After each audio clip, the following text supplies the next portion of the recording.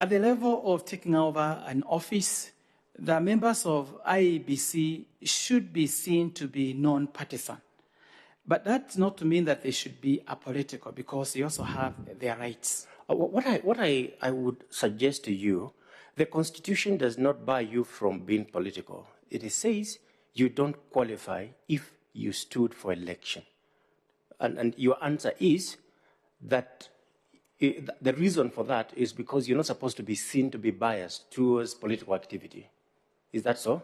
Yes, or seem to have influenced the process of your ascendance to that office. Yes. Yes. And it's true that for you, you stood for nominations in 2017? No, sir, I did not. I did not participate in the nomination in 2017. Okay. That's all right. All the best. Thank you very much. Thank you so much, Mr. Kimuli. I'll now request Dr. F.S. Abdallah to ask you some questions. Good morning, Doc. Good morning, Dr. Hari. Or should I say Professor? When it comes, celebrate it.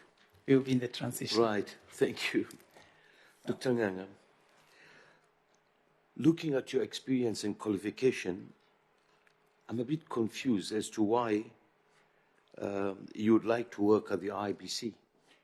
Maybe you could please enlighten this panel as to your justified reasons on your application. You have already qualified where the application is concerned. But just wanted to clear the mind as with the background, the experience, the qualifications at 53 years old, why would you want to change your career?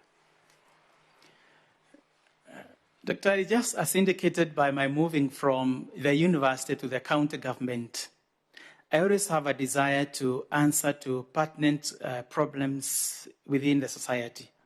And that's why I said that I also give back to the community. Having qualified so far, I realized that, yes, I have done a lot of research, culminating in the final project on coronavirus, but I feel like I want to also be a solution to the Kenyan problem, especially on the electoral cycle. Because sometimes I agonize to see sometimes a disjointed commission where maybe members are not able to answer to the call of harmony in their functions. I also want to serve the people of Kenya in conducting peaceful elections where nobody feels defranchised. In my experience in the county government, I was able to work between the politicians who had their demands and still be able to function independently and give a solution after an amicable negotiation between the political class and the law.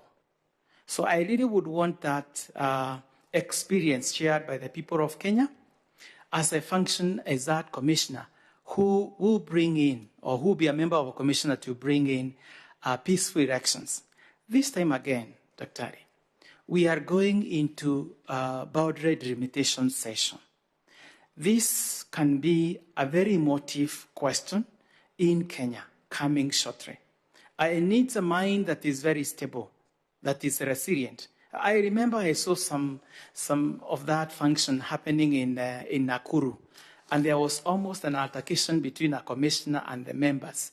So I want to bring in sanity where, as far as possible, I can, in both the electoral process and the boundary delimitation process. Should there be a referendum, sir? I also would want to partake of that to ensure that the people of Kenya get the best out of the referendum question. Yes, Doc, you have all the right to decide on your way forward. And of course, there's the saying, any fool can carry on, but a wise man knows how to shorten the sail at the right time. So maybe you, as you say, you are looking well ahead, and all the best, right? Now, as far back as the Krieger reports structural weaknesses in the relationship between the Commission and the Secretariat were identified as a key electoral management in Kenya, these issues do not seem to have been cured. What would you attribute to this set of affairs? And if appointed to the commission, what will you do? Even in the Kregler report, they saw that there's been a problem between the commission and the secretariat. This doesn't seem to have cured because it's going on, like, heritage, yeah? Do you follow what I'm saying? Yes, I have an experience in a similar situation, especially in county governments, where sometimes there's a conflict of laws between a CEC and a chief officer in a department, because the secretary to IEBC is the CEO. So he takes charge of the day-to-day functions of the commission. He implements the policies that are developed by the commission. He is subject to the oversight of the commission. And therefore, I don't understand where this conflict comes from, because the commission, from my expectation, just like I found when I was a member of the CEC, has its own remit. And this is the development of the strategy, the policy, and then give it to the secretariat to implement, but play a role of oversight to see that, yes, the secretariat is performing as per the guidance of the commission. So what I see as a conflict there would be more of a personality difference than really a functional difference in law.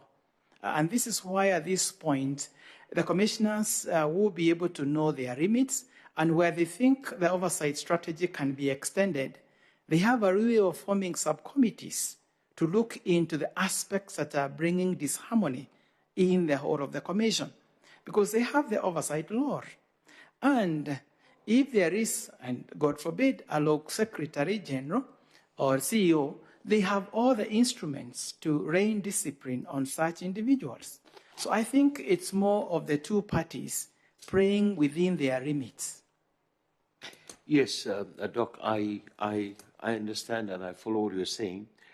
But the issue is, yes, there is set down code of conduct and every law is required. The issue, it's not working. What contributes to this? What attributes these differences for? Maybe in my opinion, is maybe procurement, maybe other, things which relates to monies. We've been reading it. You have been reading it. Let's call a spade a spade. Yes, I agree that the setup law, the regulation, the SOPs, the TORs are there. They're documented. Then from the Kregler's time till now, it doesn't seem to change. Are you capable of changing this as a researcher? Dr. Thank you for that. Yes, because as I said once again, when you play within your space, you surely will bring in harmony. The issue of interest, especially monetary, is emotive in Kenya. Or sometimes it is perceived. Because, like listening to what's happening in the LSK, you see that perception in there. Sometimes you don't know whether this is true or not. But I know, yes, there could be interest. For me, when I was at that position, I could see a similar scenario where contractors would come and they want their solution to rate payment solved at my desk. And I would tell them, yes, I have the oversight law, but the function of payment rests squarely on my chief officer. So yes, you bring in policies. So I think at this point, this is the personality differences between the individuals who are each playing a role. I wish to play that role that will bring sanity, where the commission plays its space and gives the secretariat their functional roles. Right. You just talked about your chief of staff or your chief in charge of the finances. That's what you're saying, right? Now tell us, who's the accounting officer of the IBC and what are the duties of the accounting officer? The accounting officer of IEBC is the commission secretary. And the commission secretary is in charge, as I said, of the day-to-day functionalities. He is the one who is in charge of all the staff. He's a communicator. He communicates between himself and the commission and the staff. He's supposed to prepare budgetary estimates at the end of an election, at the end of a financial year, and interpret to the commission for 1 month transmission. He is supposed with the commission to implement the structure, the HLM structure of the commission. He is supposed to oversee functions of the commission, such as the electoral process. He's supposed, therefore, to do such sensitive processes as voter education, voter registration, voter register verification, procurement for essentials, including the electronic systems, and such functions that may be vested on the Constitution, on him by the Constitution or any written law. Thank you, Doc. Perfect. Thank you, Doc. For the benefit of all, we were just talking about the SOPs. Everything is documented. This is very well documented, what you told me. I'm just saying there's Section 10, subsection 7 of the IEBC Act 2011 provided that the Chief Executive Officer of the Commission will be the Secretary, right? Head of the Secretariat, the Accounting Officer of the Commission, custodian of all Commission records, responsible for executing decisions of the Commission, assignment of duty supervision, facilitating coordination, ensuring execution. Then where is the difference? Well, it is clearly documented. Anyway, Doc, thank you very much, and all the best. Thank you, Dr. Hari. Thank you so much, Dr. Abdallah. I'll now request Gideon Solonka to ask you a few questions. Yes, Karibu, Dr. Article 38.3 of the Constitution gives a voter the right, without unreasonable restrictions, to vote by secret ballot in any election or referendum. Okay? Yes. Now, in your view, why is the secrecy of the vote important for a free and fair election? That has come over the historical perception of elections in Kenya, where we see it coming right in the 70s. And because the secrecy gives you an opportunity to make an informed decision, to evaluate the kind of leader you want to represent you, to evaluate the personal, political, moral, and integrity aspects of the leader you want to be in position. It protects you from influence by other political players within that electoral environment.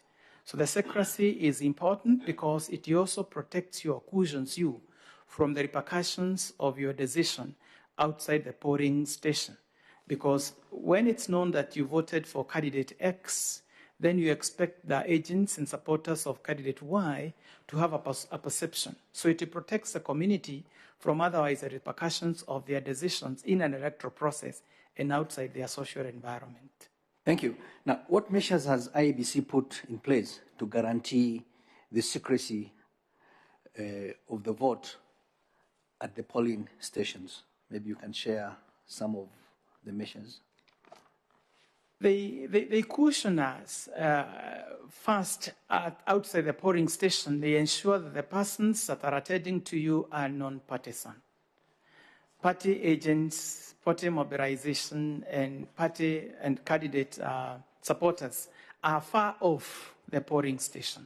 They don't get into the premises. As you walk in, they ensure that everyone who is handling you, right from the queuing clerk to the presiding officer to the other clerks within a polling station, are not biased towards any of the candidates standing therein. As you get your ballot, they ensure that there is no bias in the register they use. And as you go to select your choice, they protect you by giving you or leading you to a booth where your selection is not visible to anyone, so that you're able to then select your candidate, put your tick or X. They'll have trained you earlier on how to forward your ballot, and without showing the contents of it, put it in the correct ballot box. As you walk out again, everyone along the way and out of the station is unbiased. So that protects your secrecy. Thank you. And how about the design of the ballot itself? How does it ensure that secrecy? The ballot, one, gives you, of course, the numbers and the name of where you're voting. And it also has features such as the photo of the person or the persons that are vying for that election. It also gives you their names so that you're able to make an informed choice from the image or the names of the candidates. So you're able to then tick or put a mark on your candidate of choice.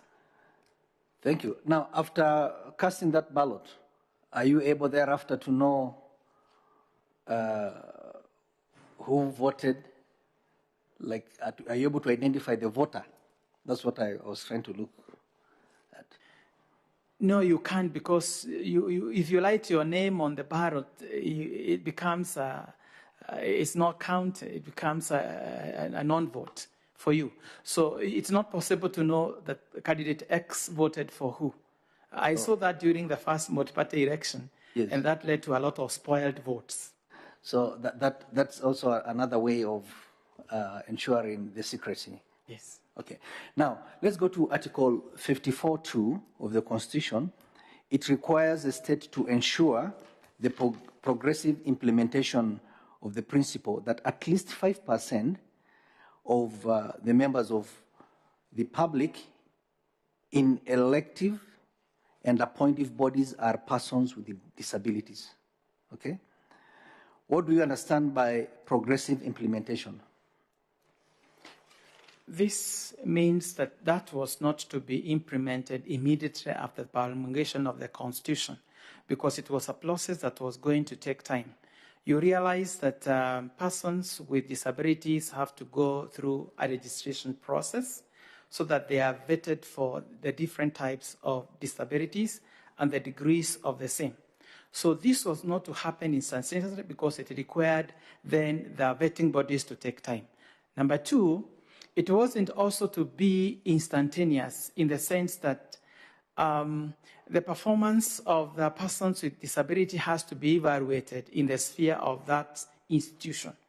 For example, if it was to be in the commission, there is need to first evaluate the environment through which these people are going to play a role.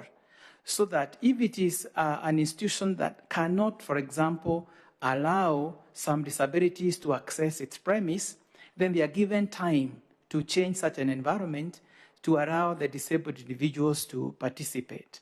So that it wasn't also to make the government like unconstitutional by not adhering to this call for 5% disability mainstreaming.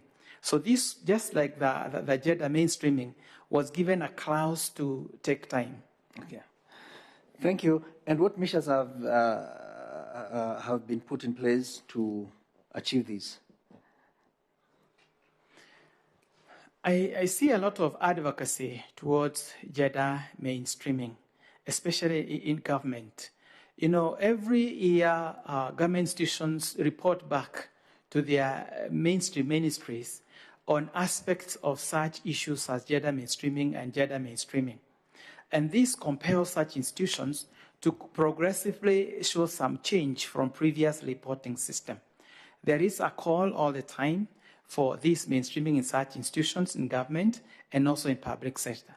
I also see a lot of advocacy happening in the institutional framework and also in the physical development of infrastructure that allows the disability mainstreaming to be practiced in many institutions. Okay, maybe you may need to look at the issue of party lists. Okay? Yes, on party list, yes. Yes, as one of the ways that this is going to be realized, party list, and also on the issue of nomination fees. There have been some subsidies that have been given to PWDs. Okay. Now, registration of voters and revision of the register of voters is required to be undertaken at all times. However, there are certain instances where the Commission is expressly prohibited from registering voters. What are these instances? The Commission is not allowed to register voters when there's a call for a by-election, from the time of declaration to the time of that election. The Commission may also is also prohibited from carrying out voter registration 3 months to a general election or to a referendum, so that gives time for the register to be verified and gazetted. Okay. Lastly, what is a stray ballot? I'm not sure, but I would think a stray ballot would be that ballot in the long ballot box. But I'm not very sure on that. I'm not very sure. Yes. You're right. Thank you. Thank you. Thank you so much, Mr. Solonka. I'll now request Madam Elizabeth Mayo to ask her questions. Okay, thank you, Chair. Good morning once more, Dr. Kangebe. Good morning, Okay. Madam. From your introductory remarks, you told us that you are an advocate for gender equality. Yes. Am I right? Yes. Okay, in your view, do you think the level of participation of women in the electoral process meets your expectation? Madam Mayor, I would say no, because except in the county government where I saw adherence to 30% gender rule through nomination in many instances, women in politics, especially in parliamentary and also county governor elections, has been dismal. And this is mainly because of, one, the electoral environment that faces them, especially at the party primaries, and also at the point of when they want to be independent candidates, because the requirement there is quite stringent, that doesn't favor the gender participation. On the electoral process, the electors mainly are influenced by money sometimes, and where money is involved in many cases, such environments seem not to be very peaceful. And especially women in politics tend to shy away from non-peaceful environments. And so I would say because of their level of would I say, resilience in such a hostile environment, and the levels of endowment, that is in terms of the funds available to them, there is a reduced level of participation of the female gender in elections in Kenya. However, that could be solved if IEBC did make an effort towards supporting the gender question by maybe facilitating rallies for election purposes. Maybe there would be a policy that favors them so that they're able to participate. Okay, thank you. Let me give you some statistics from the 2017 general election. Women candidates numbered 1,300 out of a total of 14,523 candidates. That gives a 9% participation, if you do your maths well. And only out of the 1,300, only 172, 13% were elected. Yeah?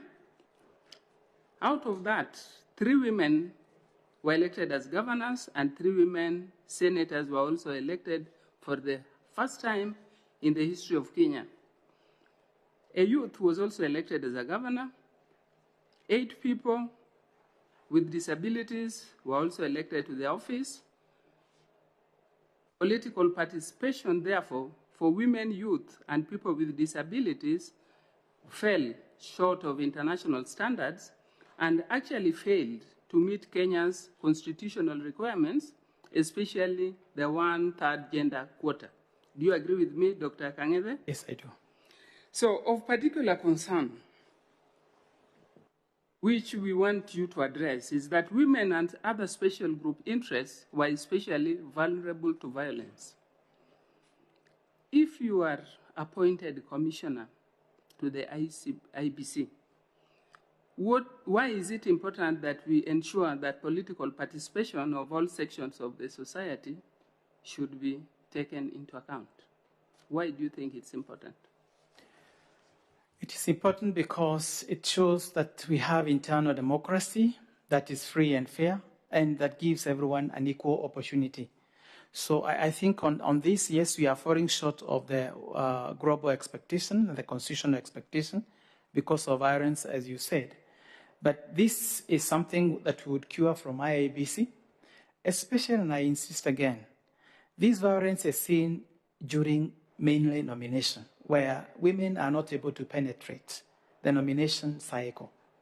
If only these votes that are taken by IEBC, this would give them a chance because you don't necessarily have them to partake of the violent groups. Your name will still be on the ballot. But when it comes to political parties, they do not have institutions that protect the female gender. Political parties are not compelled, except at the submission of their party lists, where they're supposed to give 1/3 gender participation, which in many cases, political parties will give the female gender in such areas where they are not strong. So it becomes very easy to fix in names their own. But they will not have given these female gender a chance for competitive politics at the party primaries. If this was given a chance to be done by IEBC, we would get closer. We wouldn't achieve it yet because of the money issue, especially because the ladies in many cases, especially the rural women, don't have the resources required to partake of the political process. Thank you, Dr. Kangete. From your response, do you support the use of money at any given point in electoral process? Because you have said one factor that is stopping women from participation is maybe lack of funds. So what is your view on that? The use of money is justified in the political process because when a politician goes out there to try and sell out his policies, he's just like a salesman of a product in the commercial world.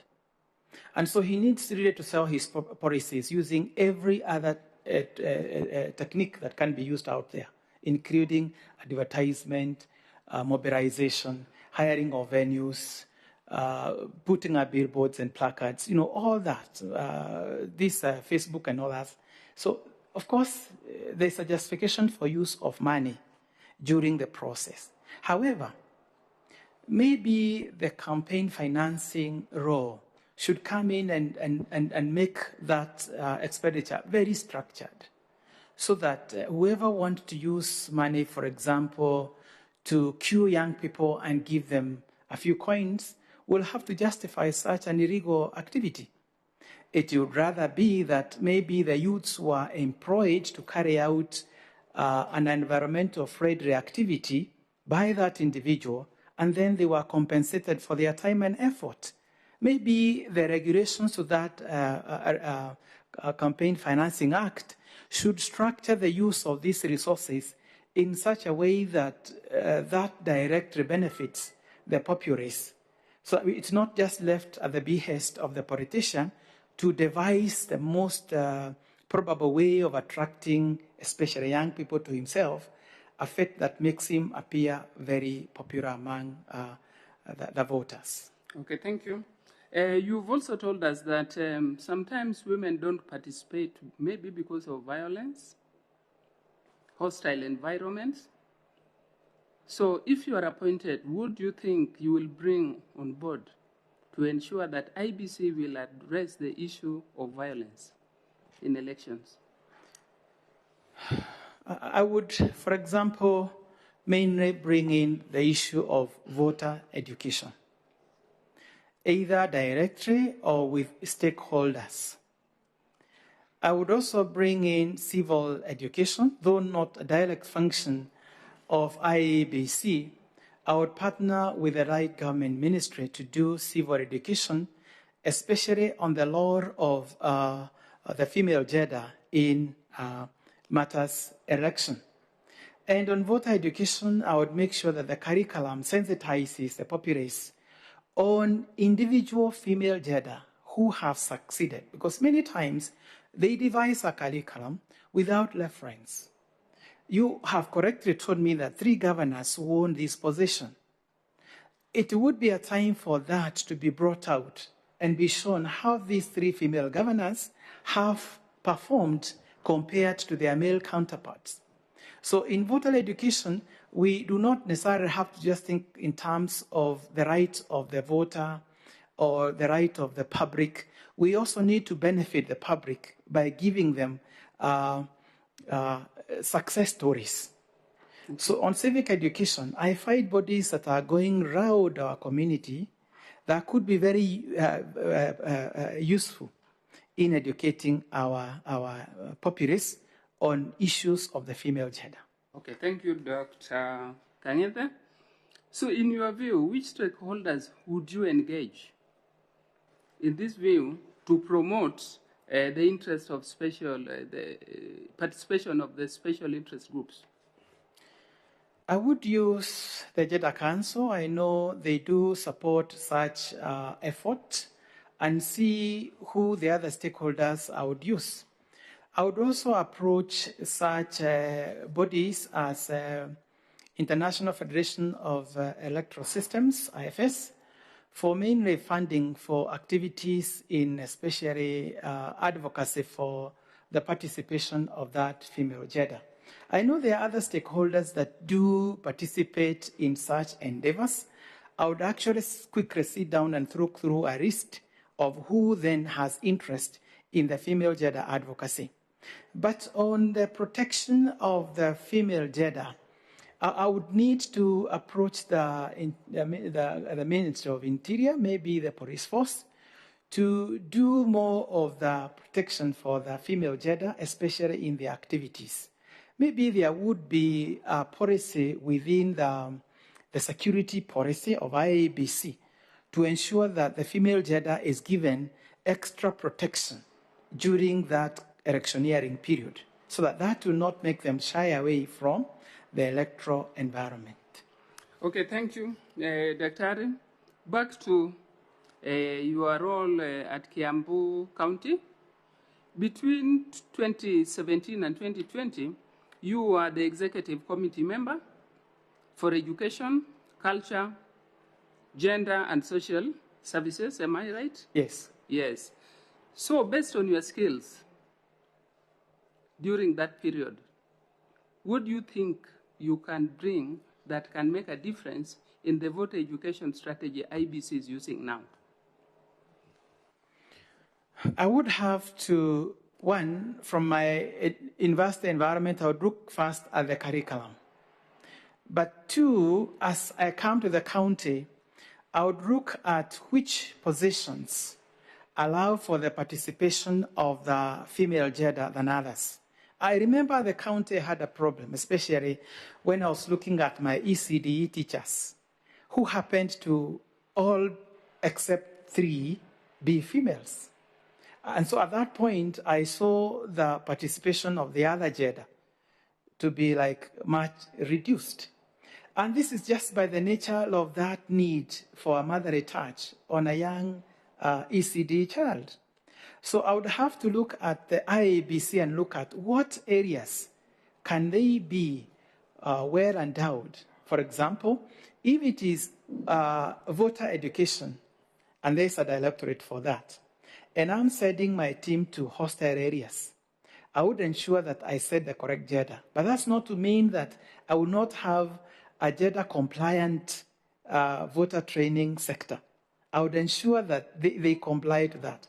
So I would look at the HLM structure of IEBC, ensure gender compliance. I think we tried at Kiambu County. I remember when I was looking at corporate governance and was coming to restructure the directorates, I realized that the CEC and the chief officer were of the male gender, and the female gender was only in another 2 directorates. So just to give the female gender an advantage, we created a department and recruited a female gender to be director, and the assistants were to be of the opposite gender. So that we all did at the same time. That I would also ensure in the commission that, in as far as possible, if the senior is of this gender, the deputizing person should be of the opposite gender. That way there will be gender equality. Okay, thank you, Dr. Kangete. Please tell us, what does the law provide on voter education? Now, the voter education, if I go to the process, the commission is one supposed to make regulation or procedures for voter education. And it should ensure that voter education is to the public so that the public is well educated on their rights to vote. In the voter education, it also demands that the voter is well informed on the role of IEBC and the role of the voter himself. It also is supposed to educate the voter on the electoral process, during, and after the election, and other aspects. I may not be very clear on the law on that, but that, I think, would be the content of the law. Okay, so in your view on what you have said, what do you think might be some of the challenges that might stop IEBC from complying with the provisions of the law? Listening and reading from their public domain sites, one of the critical shortcomings I see is in timely release of funding, so that they are not able to carry out voter education on time. And maybe the budget so released is not enough to undertake that function. But away from that, that does not deny them an opportunity to call on other stakeholders to partner with them. On the delivery of the content, I find them not able to reach the common person, to reach the common place. And I remember there was once an argument between a political group that was insisting that though political parties are seen within their public places, IEBC doesn't appear to come in there and educate the populace.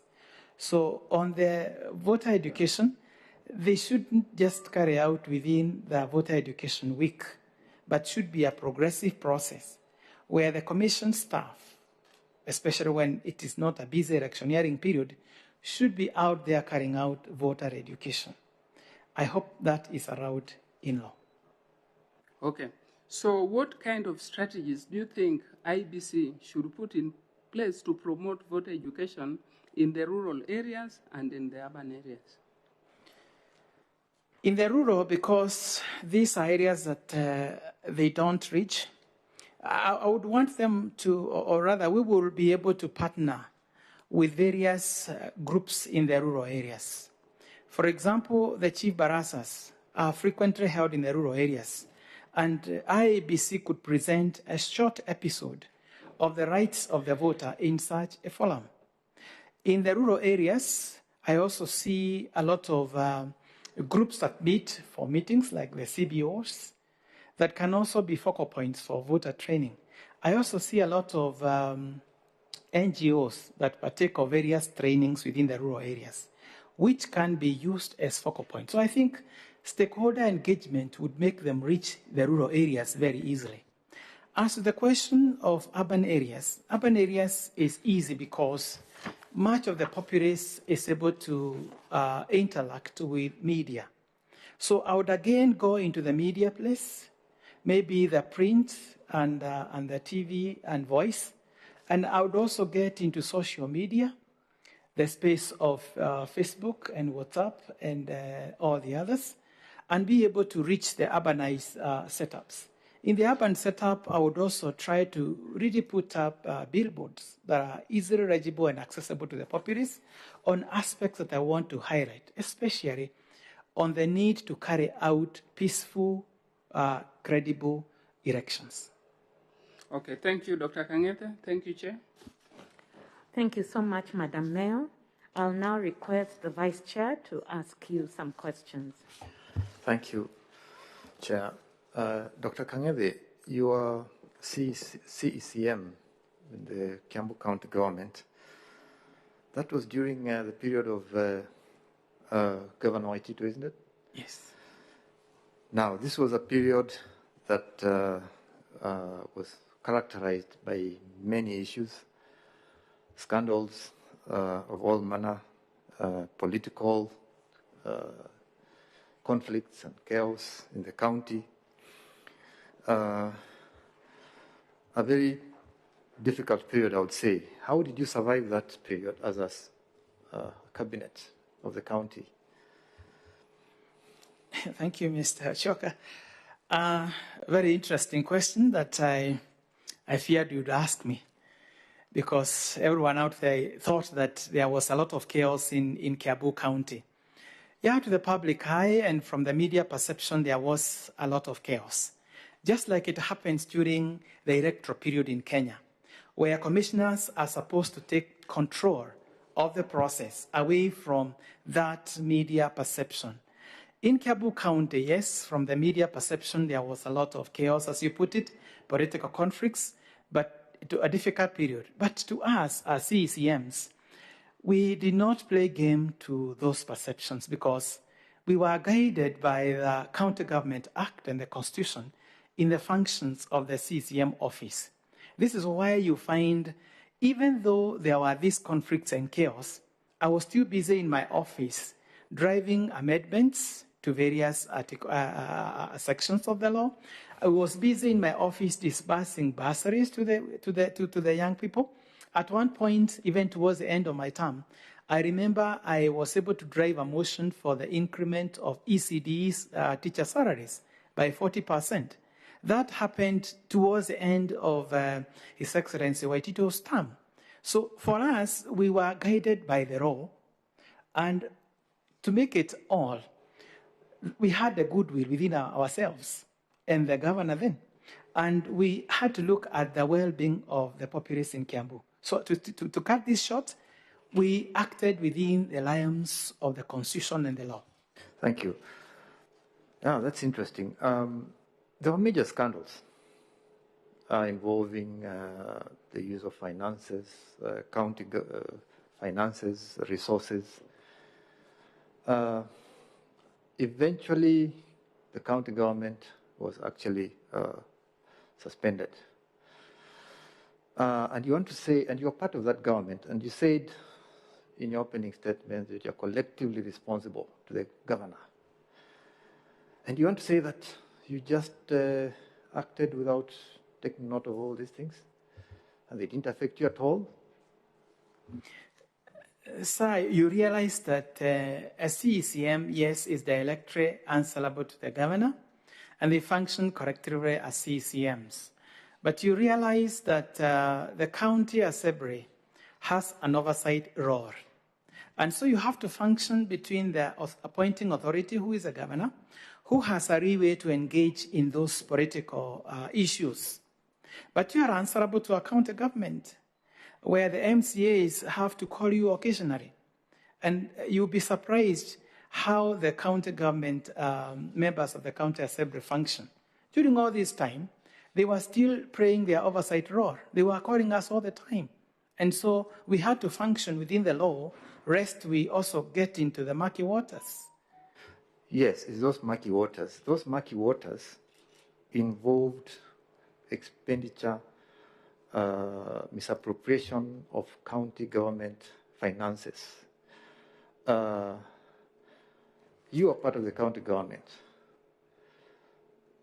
working collectively as a cabinet of the county. There were major issues to do with misappropriation of funds reported by the Auditor General. As a CCM of the county, as a member of the county government, what did you do? Mr. Choka, we could see that coming, and where it was clear that some of the units within the county were not sometimes following the rule of law. And you know, collectively within the CCM meetings, you highlight that such issues, and you limit yourself to your department. Sir, there was no scandal in the education department. There were no chaos in my sector. And much of what we hear in the public was not directly a function of the then appointing authority, but those whose his powers were delegated to, especially the chief officers. And that's why you find that departments that had chief officers who were implicated, then had an issue with the with the EACC. I remember occasionally, yes, we were called at EACC to explain the laws of each department in the whole of that process. And I don't remember a time when my department was called to explain to an issue of misappropriation or any conflict with the law. But as I said, if we didn't function that way, it would even have been very difficult for the incoming governor to have found a functional government, which I'm sure he did. When you are working in such a situation, and I'm driving to the position you are seeking, to be a commissioner of the IEBC, which has suffered similar problems. You are a professional of high standing. You are working in a government that is completely scandalized. At what point do you say, I take responsibility and just get out of this place?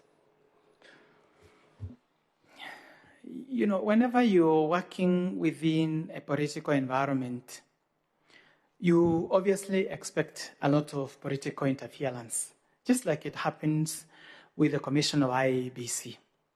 This is because every politician, every political party has to play ball with its own interests. And in as far as possible, has to ensure a win for it, sometimes not using the right ways. And so as I come into the IEBC, there are two things that I learned when I was in Kiambu County that really safeguarded my stay there. The first thing was adherence to the rule of law. And so the commission, I would think as a member, would ensure that for every activity, for every process, for every stage in the elections, would have to clearly follow the rule of law to the letter. And number two, when I was there, I worked for the common good of the residents. So the commission has to ensure that they are also working for the common good. For example, if the issue of transmission of results from our previous experience was quite emotive, I would ensure that there is no lapse between the time of collation and tallying and the time of result transmission, because then you charge the populace, and that will reach to that electoral violence witnessed. So I think to answer you, I think as I come in, I would bring in my experience to ensure that, yes, I'm in harmony with the law, but also looking at those situations that charge communities, whether perceived or correct, because you have to manage the electioneering period. You have to manage the electorate. You have to manage their perception, and you have to manage the would-be perceived action they may take. Thank you. Still back to Kiambu. Have you ever been in a situation during your public functions as CCM where your integrity was challenged, where your leadership was questioned from a point of integrity?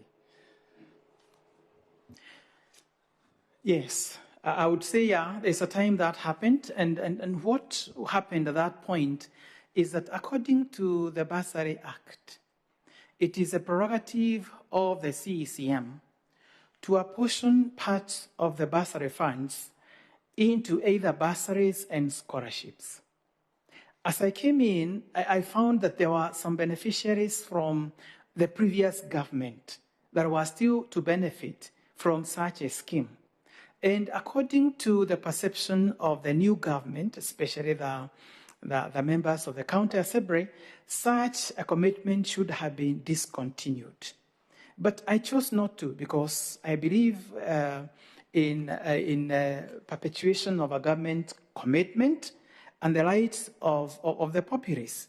So that brought into question as to how I had arrived at that list of beneficiaries from the previous government. The issue was that they want to know how these people had been vetted. But I was saying we can't go back into their vetting as long as these people were dependent on the bursary scheme, and as long as the Department of Social Sciences had gone down and personally identified these needed cases. But there was a problem because the distribution of these cases was biased towards some membership of the wards than others. And so those members of the wards that didn't have a beneficiary in the bursary scheme were feeling like I was biased. And that brought in a question of integrity. But I was able to solve that towards the end of my tenure by ensuring that every ward was given an equal opportunity to propose the would-be beneficiaries of the scholarship scheme to bring that equity and also of the bursary scheme. So at least that was solved at that point. Thank you. You mentioned something very interesting. You talked of the Kenyan problem when it comes to our elections, the way we manage our elections. What do you think affects our electoral democracy? What are those issues that affect our electoral democracy that cause what you called as a Kenyan problem? I think the main thing here is the political awareness of our electorate. Most Kenyans do not realize the value of that politician or that representative that he delegates the powers to, because the power belongs to the people. They are not aware of the commitment they make when that individual gets to make critical decisions, like in the decision process where laws are made, sometimes to the disadvantage of the ordinary Kenyan. So I think the unawareness affects our electoral democracy because many a times they may vote based on not actual capability of the individual, but sometimes cosmetic perceptions. The second aspect that affects our political democracy is the interest of the political groupings and the money aspect, because these political groupings make sure that they advance their perceptions to the populace, whether real or created. And that affects our electoral democracy. Number three is a level playing ground of the political democracy, because if IEBC was able to carry out voter education, if it engaged institutions that will carry out civic education, then the populace would be educated. They would have the information. The last one I find is a fear to partake of an election. And this is why you find we have never achieved a 90% voter turnout in Kenya. Not one that I'm aware of. This is simply because of that voter apathy, where people feel like these politicians will always perpetuate their state. So why should I go there? Finally, the structure of political parties. We need to look at political parties and strengthen them so that they're able to perpetuate their political space. Sometimes the political parties will function like clubs, or that are concentrated towards certain groupings. But if you look at the success story of a country like the Americas and Ghana, you would find that over time they have been able to develop their NPP and NGCs in Ghana or the political parties in the US. This is simply because there was an intentional push from the government to develop political parties in a way to give a difference. You, Dr. Ngan. Thank you, Chair. Thank you so much, Vice Chair. I'll now invite Reverend Father Mutia to ask you a few questions. Asante mwenyekiti, asante Daktari Ng'ang'a. I want to do a follow-up question. My brother, the panelist, Morris, asked you whether you participated in party nominations, and you said no. Did you participate in the party primaries? Thank you, Father. I was actually to come back to his question. I actually registered it in my mind, And I noted that he asked me whether I participated in party primaries in 2017. The answer was no, because I participated in party primaries this year during the by-election of Juja constituency after the MP passed on. So my answer was based on the time he asked that question. So you participated in the party primaries? Yes, I did. Why didn't you find it, fit to also inform this panel in your CV, as you also indicated that you have experience in electoral processes since 2003. You also participated in 2017 in the national elections as you served as a trainer of trainers, and you are also a chief agent for Juja constituency in the general election. Why did you find it not fitting to inform this panel? Thank you, Father. That is a question I sought some interpretation from a lawyer, simply because I was agonizing whether the definition of an election starts from party nominations or it starts from one being registered by IEBC to participate in a parliamentary election. And the interpretation at that point that I got was that, yes, Section 38 of the Constitution gives you a leeway to participate in party activities, like party fundraising, like mobilization. And in the party primaries, then I thought I wouldn't go to that realm because he was telling me that this is not an election. Otherwise, I would then have to declare which party I belong to, which party I voted for during that by-election. I did not intentionally wish to conceal that information. I obviously knew that today I would come and explain it and mention it, but because it was to come in another dimension that I know, I knew then at that point I would be able to explain it. So I did not intentionally want to conceal that. It's a fact.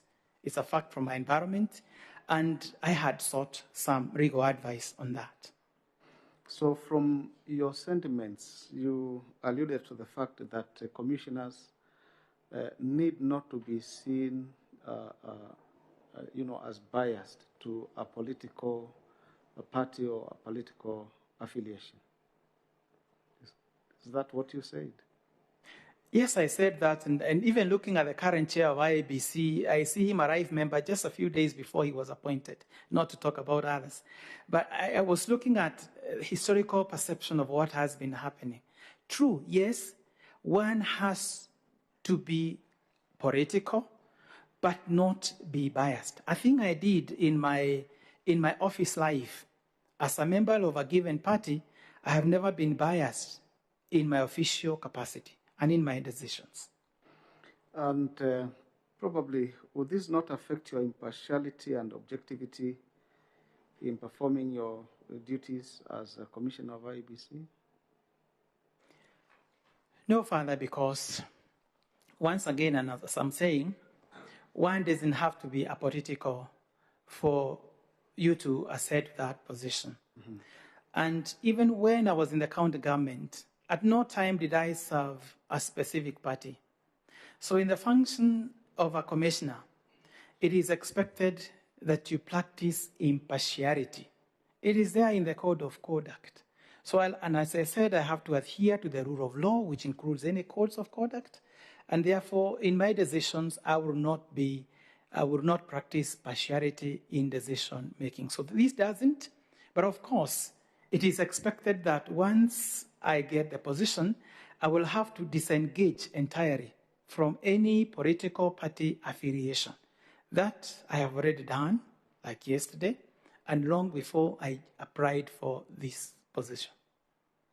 How will you handle pressure from a political player to take a decision that violates the law and is against the laid down rules and procedures? At that point, and I know that the function of the commission is corrective to all the commissioners. But as a member of that team, I do not think I will take instruction from anyone except the Constitution, because this is an independent office that doesn't take instruction from any other authority apart from the Constitution and the law. So I'll just practice my space within the law and the Constitution and not take instructions from politicians or otherwise.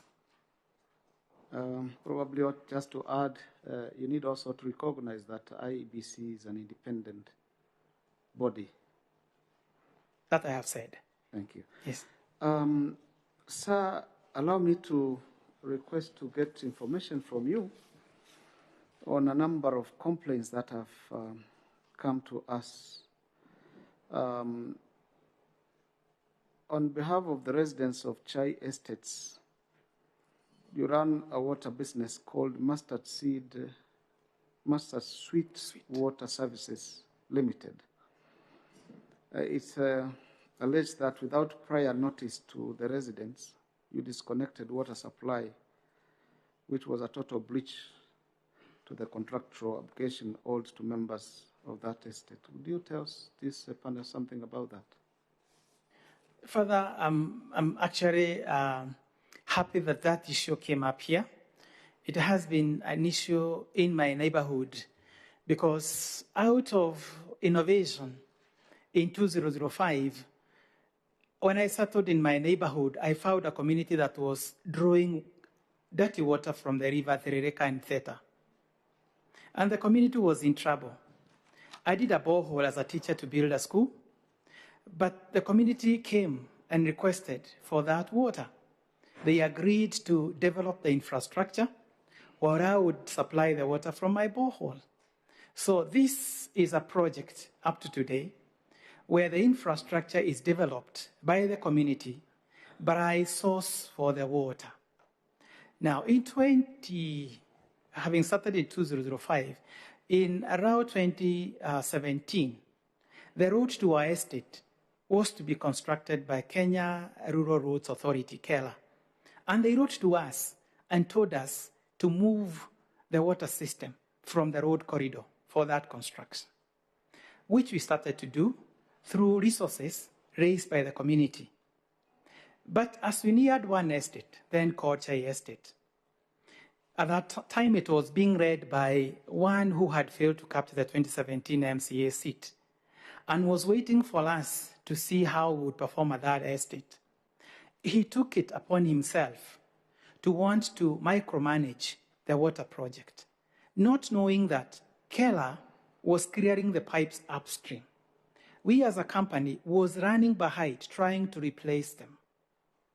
He took it upon himself to block us from excavation using an equipment from the contractor and demanded that we do manual excavation. I think that was going to take time. As he was doing that, the contractor got to the lower gate of the estate and cleared the pipes, and therefore the supply was disconnected. Sir, it is not me who did that because the only other line that would supply them was from the upper gate, but it was serving other estates and it was very small. We actually tried to engage the community through minutes that I submitted. We sat with our customers. Remember that this Chai Welfare Group doesn't have any contractual agreement with Mustard Seed. The contractual agreement is between individuals and the company. But because this gentleman had wanted to access funds, he did all things. He wrote letters to me, which I read to the community when I called the community meeting, and they told me to try and leave the group alone and address them. We sat with them and reinstated that water supply within a period of 1 month. So from 2017, that group has been pushing me for a refund, which I don't understand, or which I didn't understand until very recently, when I realized that this gentleman had a criminal case, MCCRC 788, in Thika Law Courts under Honorable Nengea. He has a criminal case of attempted robbery with violence. He had wanted me to fund such a case, which is not related to the water project. Sir, in these circumstances, he was also demanding for a total of 1.3 million, being monies that he had said was a contribution by the customers to the project.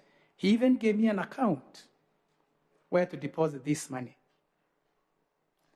Sir, it is good that this issue came for this, because for me, I have tried to do two things. I have tried to apply the rule of law and reported incidences where the law was breached by this group. I also tried as far as possible to engage our customers, the non-customers who had wanted to siphon money out of us through blackmail, because he wrote letters to my employer, he wrote letters to the father in charge of my church, just to try and malign my name. And when the dust had settled in 2017 and the water supply was back, came the elections of 2017. Again, the same gentleman with his colleagues still in that criminal case were at it again, writing letters, this time to us and also to the new governor. So, sir, I would want to submit that, yes, there was an unfortunate incident where Chai residents did not get water for some days, all because of that activity of the contractor. And number two, because of the inhibitions coming from this group calling itself Chai Welfare Group. As I finalize on that comment, sir, I would want you to note that on all the letters he has written to the Commission, that first signature in all those letters comes from one person. And this is a person with a criminal case in Thika. Thank you, Daktari. If I were to ask you also for clarity, there is also this complaint that you received a deposit of 40,000 shillings from the individual residents, and you failed to refund them when you disconnected, the water, or you stopped the water services. Further, again, I'm saying I did not disconnect the water services.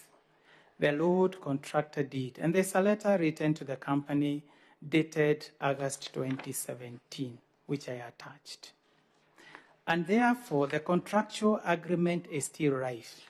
That list was prepared by the same group to justify siphoning out of 1.3 million, because they are asking for about 950,000 for membership contribution and 350,000 for the legal cases they had away from us. Those members, sir, if you look at the list, we went back and looked at the list given to you, and we were very surprised to realize that some of those customers had written to the company for disconnection. 2 customers, a certain Rusi Nyambura and another one, are active to this day. If you go to their taps this moment, the taps are running. If you look at other customers there, they had contributed as low as 10,000, but the gentlemen are demanding 50,000 from the company. So I would want to submit that we at no time disconnected this group.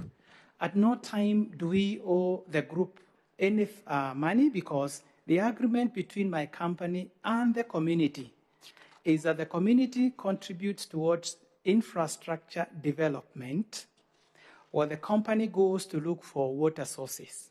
I think we have done from that. It is a success project, further, that has 3,000 customers today. So if you go to my neighborhood, you will find 3,000 homes getting clean water supply from this project. The complaint is coming from one individual who really wants to siphon money out of this company. I think I cannot allow. Thank you, Dr. Nganga, and thank you, Chair. Thank you, Reverend Father. Daktari, allow me to ask you a general question. Name for me the core values of the IEBC. Thank you, Chair. One of them is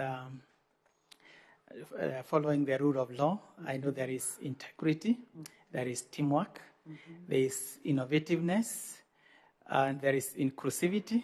Yes, these are the core values, Madam Chair. Okay, there are a couple more, but you've done very well. Thank you so much. So we've come to the end of your oral interview. I'll invite you at this time to make any remarks you might have to the panel. Thank you, Madam Chair. One, I want to thank this panel for giving me this opportunity.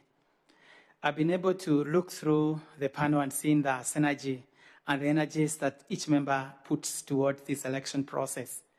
It is my humble prayer that once we get to IEBC, we shall employ the same teamwork, the same synergy, the same harmony that I read on the faces of this team.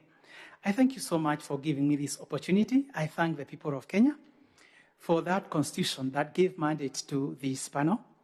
And as I conclude, I wish to thank all the teachers that gave me an opportunity to be who I am. And finally, Madam Chair, it is my humble submission that I would wish to serve the people of Kenya to ensure electoral democracy. Thank you, Madam. Thank you so much, Dr. Nganga, and also on behalf of the panel and the people of this great nation, we thank you also for offering yourself to serve. We wish you all the best. I will now request a member of the Secretariat to escort you. Please ensure you take your original documents, and we wish you a good day. Thank you. Thank you, Madam. We'll now take a break until 11:30 for the next interview.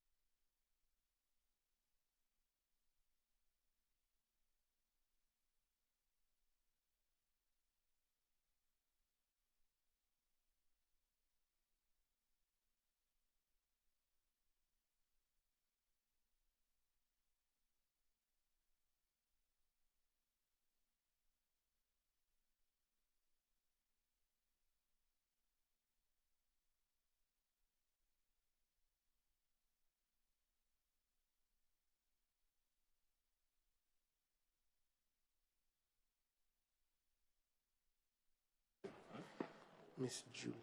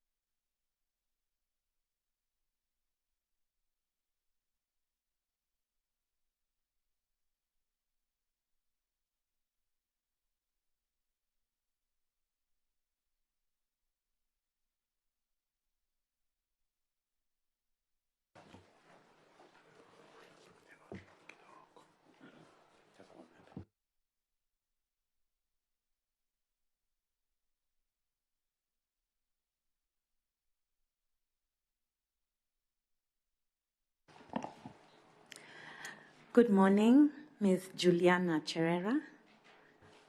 Welcome to your oral interview.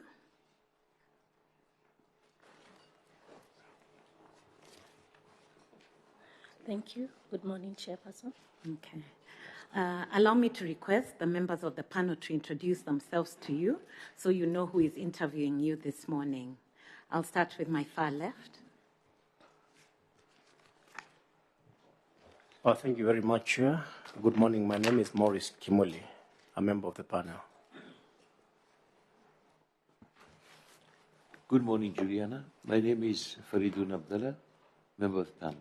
Karib. Good morning, Madam Cherera. My name is Gideon Solonka, a member of this panel. Good morning, Madam Juliana.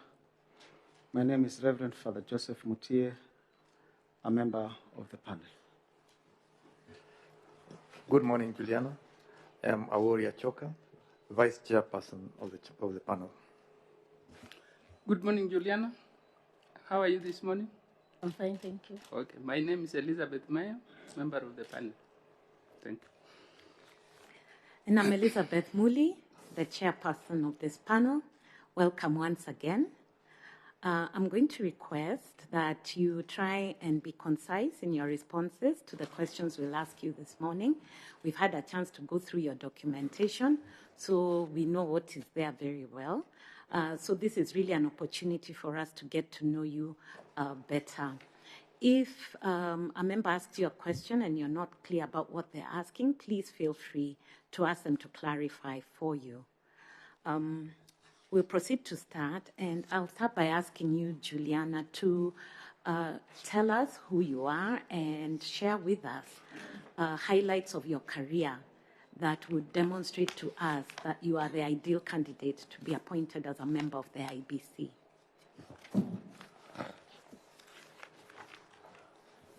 Thank you, Madam Chair. I'm Juliana Bonge Cherera from the County Government of Mombasa.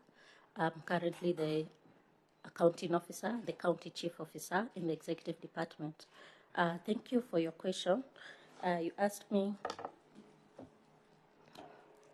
my career path. I am an educationist by profession.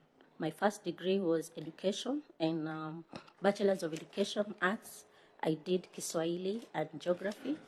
Then I mastered in Education, Leadership and Management. Later on, I did Diploma in Project Management at Kenya Institute of Management. And then I also did Diploma in ECD. Yeah. So that is my career path, though currently I have really taken the route of management with the Diploma of Management and my master's being Leadership and Management. I have done government courses at Kenya School of Government. I did my SMC, Senior Management course at the Kenya School of Government in Mombasa. I also did my SLDP, that is Strategic Leadership Development Program at Kenya School of Government in Nairobi.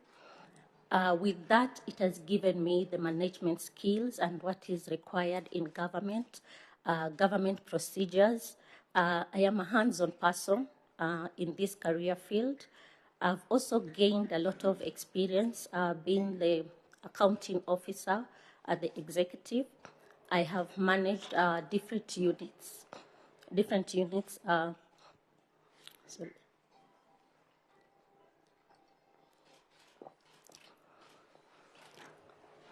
At the executive, I've managed different units like the county attorney's office.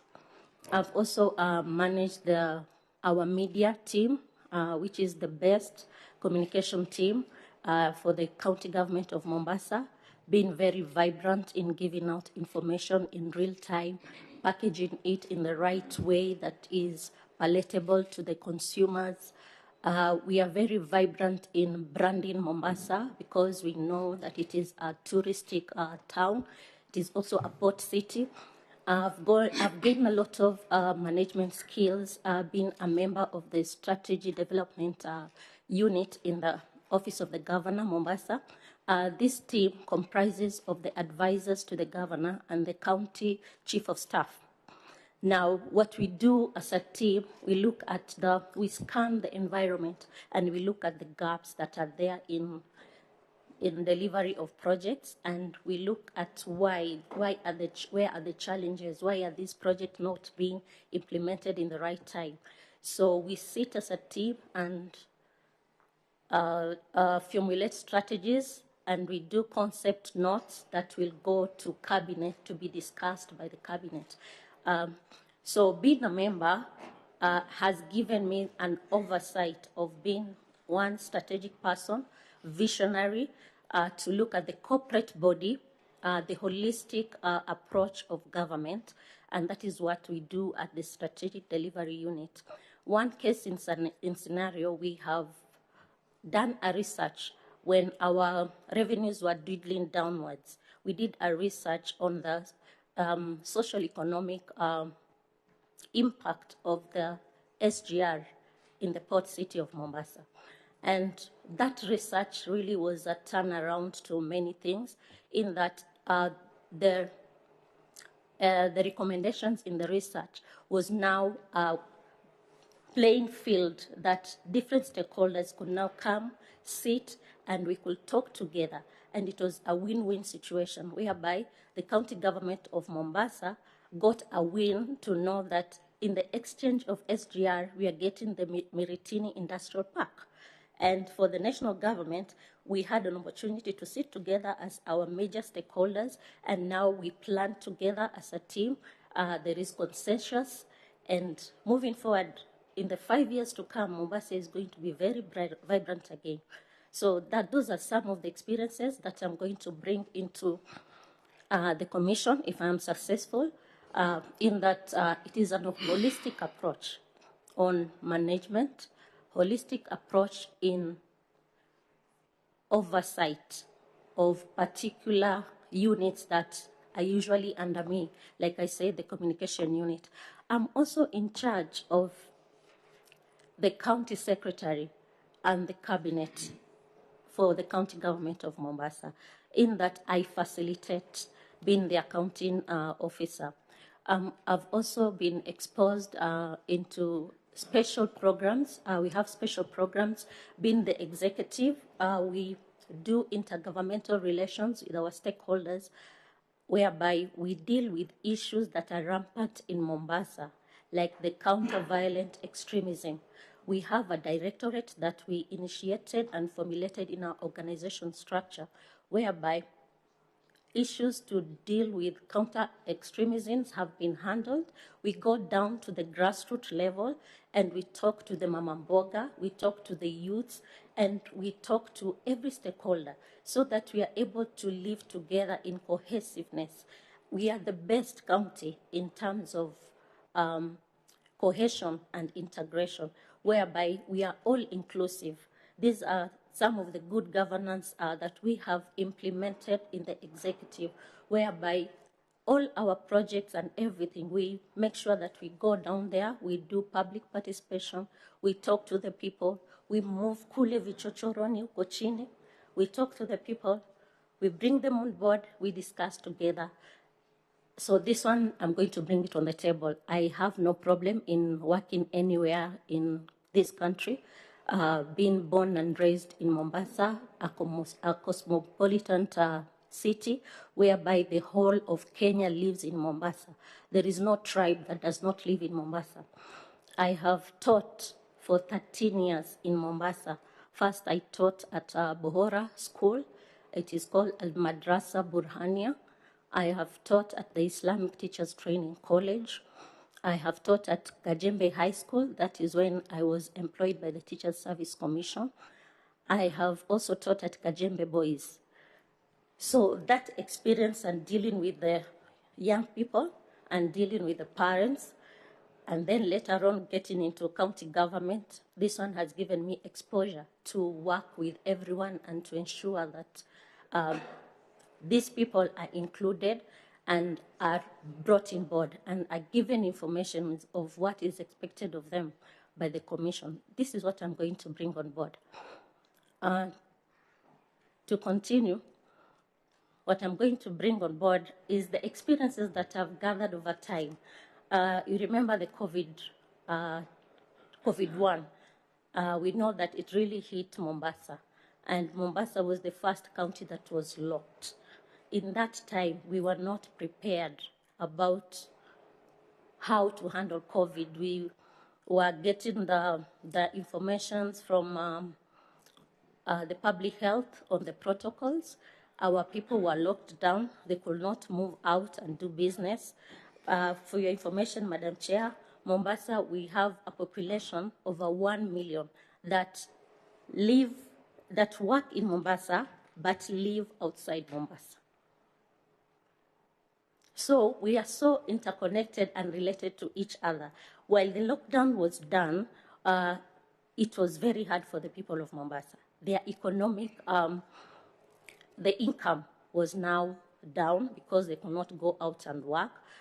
So what we did as the Strategic Delivery Unit, we quickly formulated this, the Mombasa County Household Relief and Nutrition Program, whereby we partnered together with private sector.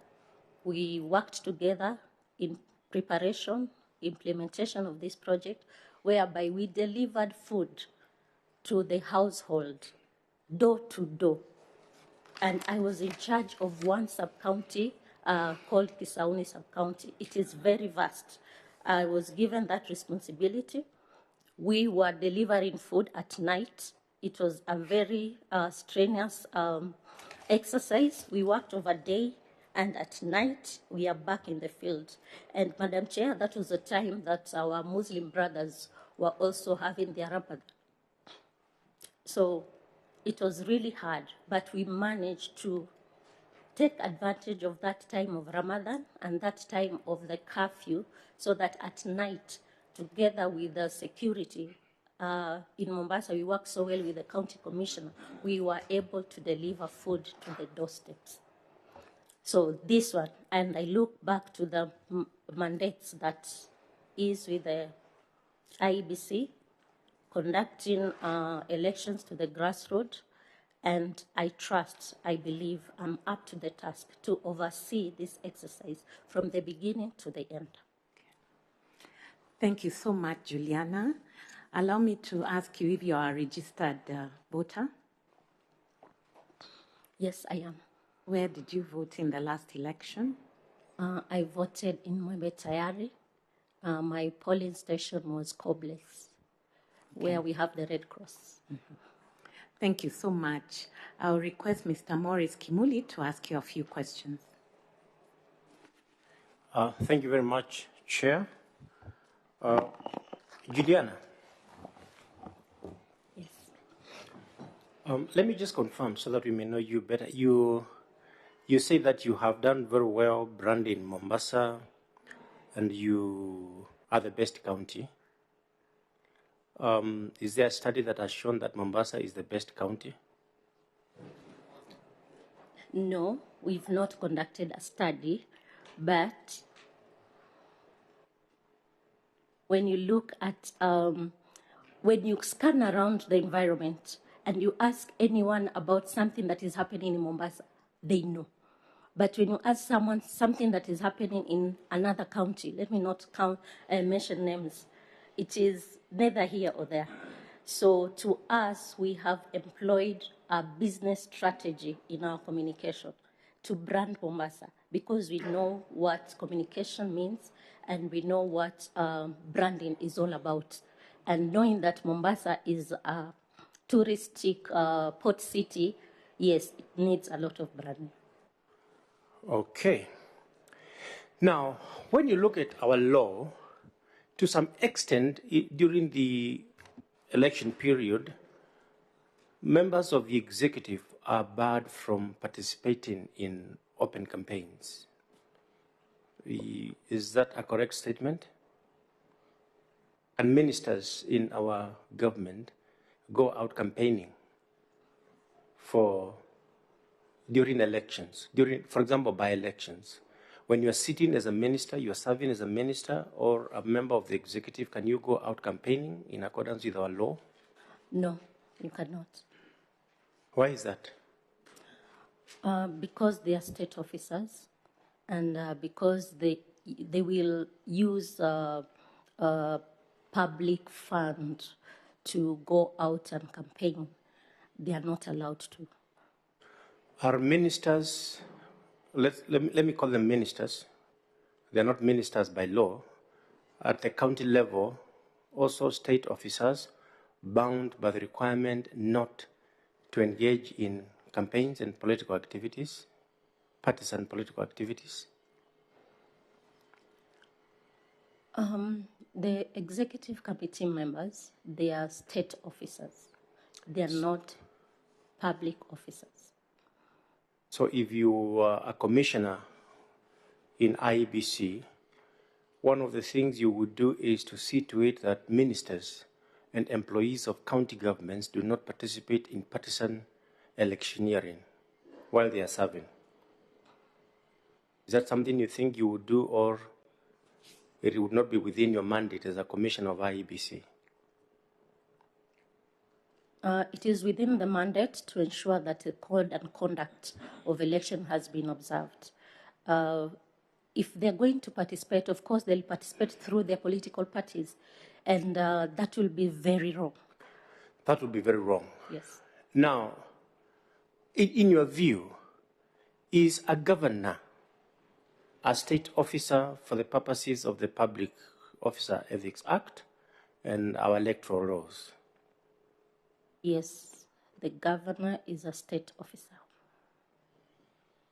And therefore, by necessary implication, therefore, Juliana, a governor would also be barred from going out and engaging in partisan campaigns. No. With a state officer? The governor is a state officer who has been elected by the people. He is also a politician. He carries two hats. One, the political, and another one, the executive of a county. So in that sense, he is free? Yes. Is he free to use public resources? No. He's not free. Now, in your case study, or the one you responded to, you talked about when you are dealing with the question of young people, dead people appearing in the electoral register, the voter register, and young people being unregistered, you said that one of the solutions you thought was apt was to integrate data between IEBC and the register of births and deaths. That's what you said, if you can recall. Yes. How would that be done, in your view? That one is very possible. That the office that deals with deaths and births, the Office of Registrar of Persons, the system should be so interconnected with the data that we have at IEBC, so that when death has been reported there and they expunge that name, it gives a red alert on this other side, so that there is communication. Like I'm seeing a red alert here, what is happening? Then it is communicated to them, to IEBC, that this person is normal. So since registration is a continuous process and cleaning up of the register is a continuous process, and people are dying every day, and people are getting IDs every day. So that one, when it is interconnected electronically, it's going to be an easy thing. We won't have scenarios that after 5 years we still have dead people in the register. Now, in your view, Juliana, does IEBC have the legal framework to get hold of the registrar, the register of persons or the register of deaths? Does it have a legal framework allowing it to do that? No, but it has a stakeholders framework. It has stakeholders framework. Now, to what extent, in your view, do you think the Huduma Center's framework and structure can be used for this purpose? Yes, the Huduma Center has really worked very well in bringing the services that were previously in the headquarters, Nairobi, to the people in the counties. That one can easily happen, but it won't be as effective as if these systems were interconnected. For example, I can give an example of NHIF, or any payment system. If you've not paid and you go to get services, when your name is checked, it will show that you are not compliant to get the services. So if we as stakeholders work together and formulate a policy and formulate an interrelated structure, that one, I believe, it's going to work so well. Okay. So you believe that there is a place for technology in this integration? Yes. You believe there is a place for technology. Now, in Mombasa, the best performing county, according to you, how have you employed technology to ease service delivery to the members of the public? Briefly. Yes, we have employed technology. We have the B2G, business to government, whereby people can log into the website and check us and inquire of anything that you need from Mombasa County, the services that you need. So you log in, www.mombasa.go.ke, and then it will open up the page, and then you will inquire anything that you need. Even when you go to eCitizen, we are registered under that. And I know there are only few counties that are registered on eCitizen. And that's where you get government services. So Mombasa is compliant to that. We use technology so that our people can easily access our services. The services can be like payment of business permit, can be payment of land rates, can be just inquiring of the ECDs and the functions that are devolved to the government. Okay. Now, just one more question. Do you know if there is a vacancy in the office of a member of parliament? Do you know within what time a by-election should be held?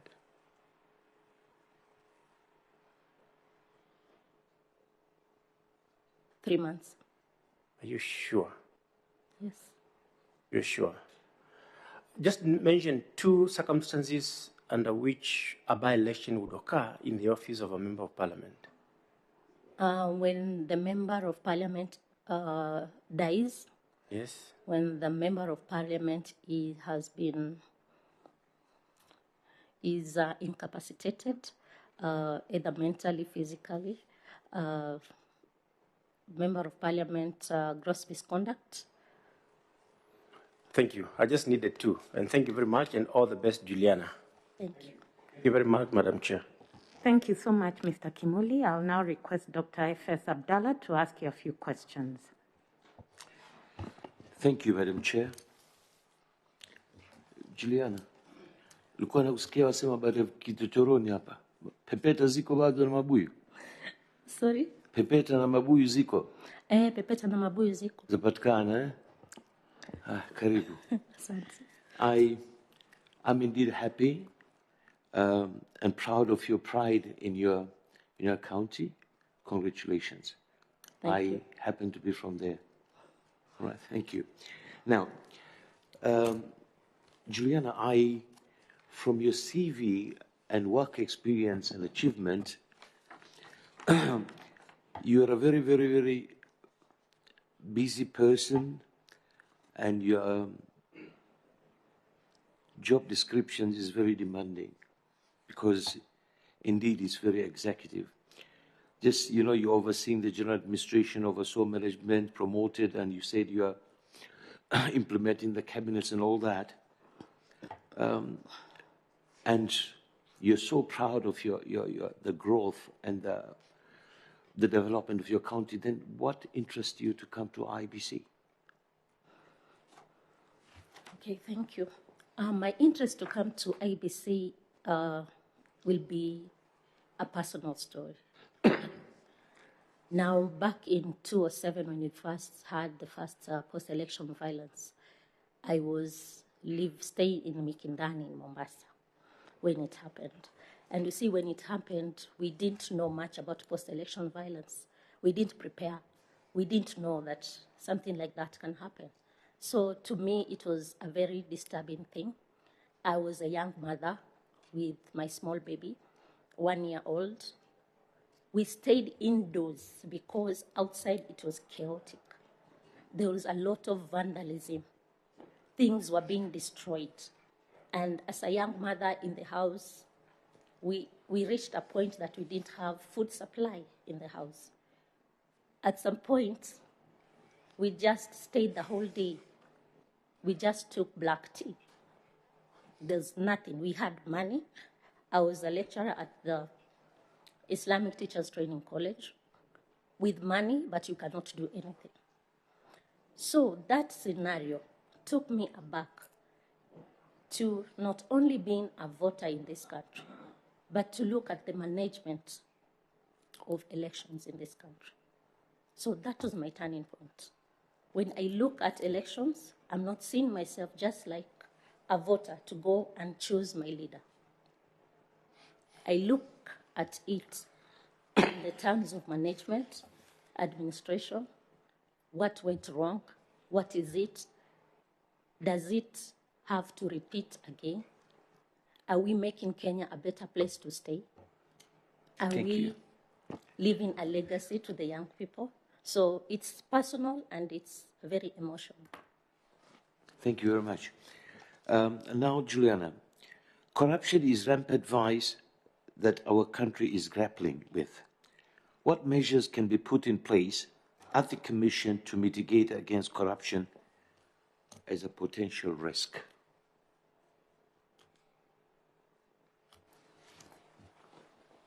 Corruption. First is to enshrine to the people the legislation that have been enacted, the code of conduct. It needs a continuous education so that someone knows the do's and don'ts. Someone knows the repercussion of this vice, the corruption. But I believe more so, on top of that, there is something that is more personal. People need to be ethical in their way of life. So it is a personal thing first, then the rules and the do's and don'ts will follow, and then we become a better society. But because of this gap that is there, the ethical individual responsibility that is not there, we go to administrative enforcement of the laws that are there so that now we curb corruption. Thank you. Now, in the consolidating strength and efforts of the Commission and the Secretariat is key for the success of the Commission. What initiatives would you put in place which would strengthen this collaboration? Sorry? Right. Consolidating the strengths and efforts in the Commission between the Commission and the Secretariat is key for the success of the Commission. I'm sure you've been reading the difference of opinion and strangling here and there, right? What initiatives would you put in place strengthening this collaboration between the Commission and the Secretariat? Yes, the collaboration between the Secretariat and Commission is very important. Strategies to put in place is first to make the two teams understand their roles and their mandates. Because as I read their strategic plan of 2020-2024 and the Constitution, it is clear that the mandate of the Commission and that of the Secretariat is different in that the Commission deals with policy level and strategy in giving strategic direction and vision, and then oversight of the Secretariat. Then Secretariat do not have those mandates. The Secretariat is the implementing arm of the Commission. They are the administrative arm of the Commission. So these roles do not clash. Now, if both teams will understand their roles, then things are going to be smooth.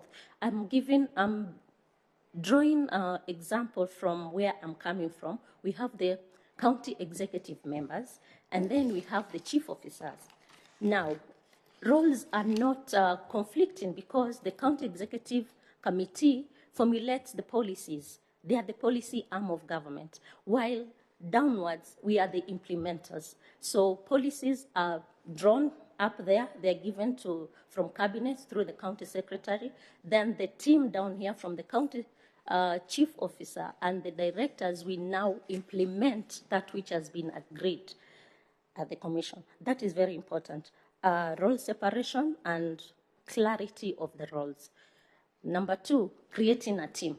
Now, after everyone has understood their roles, creating a team, making everyone feel part and parcel of this commission, that the undoing here is for all of us.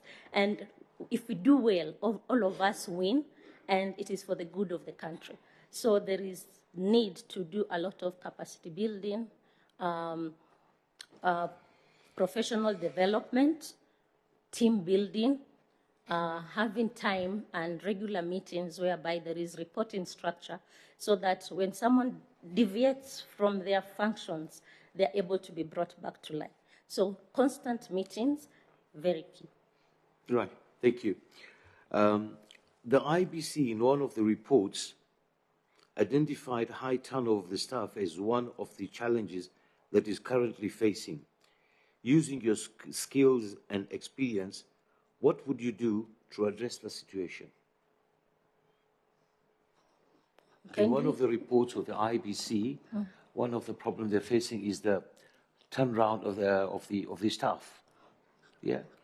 How would you use your skills, because you've been in this, to address this issue?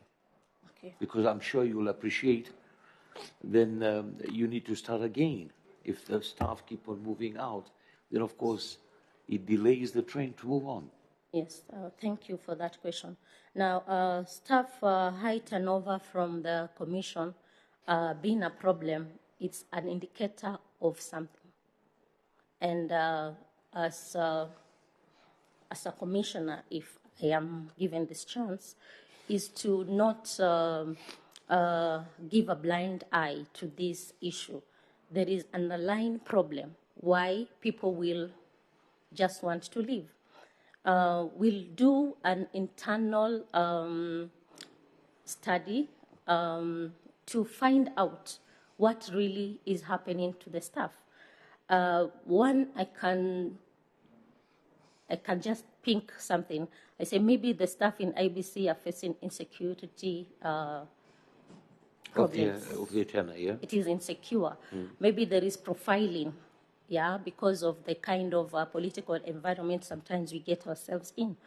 Now, that one is very serious because if the human resource is not comfortable enough to stay in that organization, it means that we'll not have the manpower to implement the strategies and the things that have been put in place. So what I will seek to do is to get down into the problem and seek to find solution. If this solution is through collaboration with other stakeholders, yes, we'll go for it. If it is through legislation and lobbying the National Assembly to enact those draft bills, so we will do it. Because one thing, the staff of an organization is the engine of that organization. Do you foresee any challenges in putting this together? Challenges are there in every What do day. you see? I'm seeing there's a lot of lobbying. It can be personal. For the information of the panel, I've also graduated from Strathmore University as a coach for executive managers. So what I've learned at Strathmore University is that the managers in an organization, they face or they go through diverse challenges so that their input at their workplace goes down day by day. You can recruit someone this year, but within 3 years, they start doodling in their performance. It's not because they don't have the skills, not because they don't have the knowledge, but something in the environment has really affected them and you can see it outwardly through their performance. Now, with my coaching skills, I will employ. If I'm busy, I'll talk to the commission. We get a consultant to have one-on-one with our staff and bring the morale back and sort the problem, because problems are there in day-to-day life, but they're there to be overcome. Thank you, Juliana. On a lighter note, maybe you should try and convince the counties of Kwale and Kilifi to give you the assignment of bringing back Korosho and Madaf. All the best. Thank you. Thank you, Chair. Thank you, Dr. Abdallah. I'll now request Mr. Gideon Solonka to ask you a few questions. Thank you, Chair. Madam Cherera. Yes. What is a spoiled ballot? A spoiled Ballot. ballot. Yes.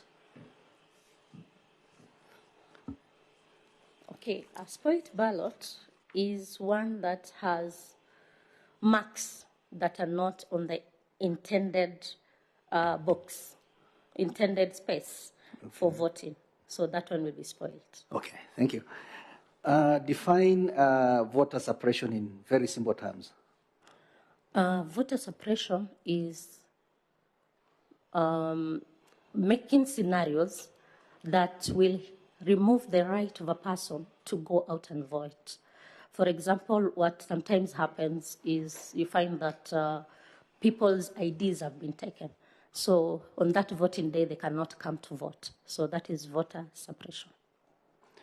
So who is affected by voter suppression?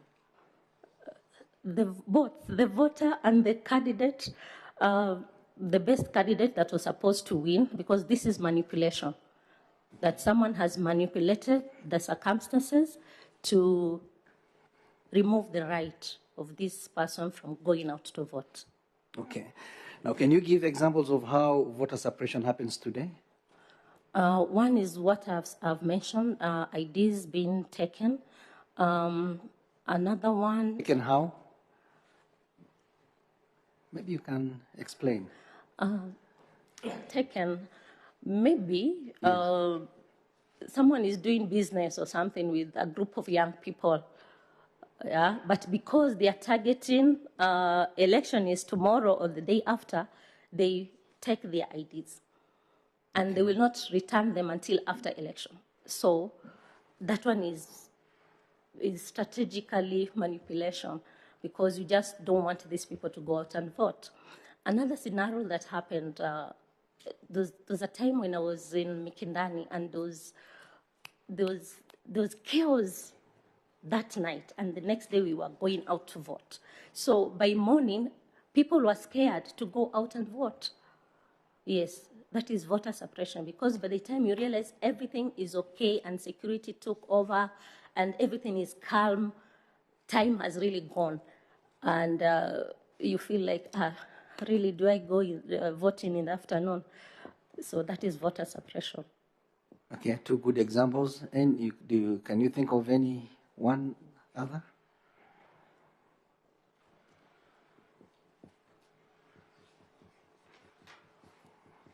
Okay, let's move on then. What are the possible solutions to voter suppression? One very key is voter education. Voter education. That this voter should be very aware that what is expected of him on the voting day is to have the ID and to have ABCD for them to be able to come and vote.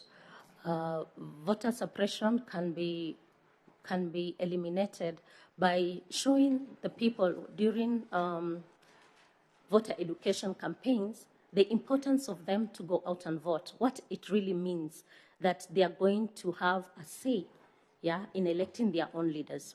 And this one gives them the power to question the leader if they don't do what they promised them.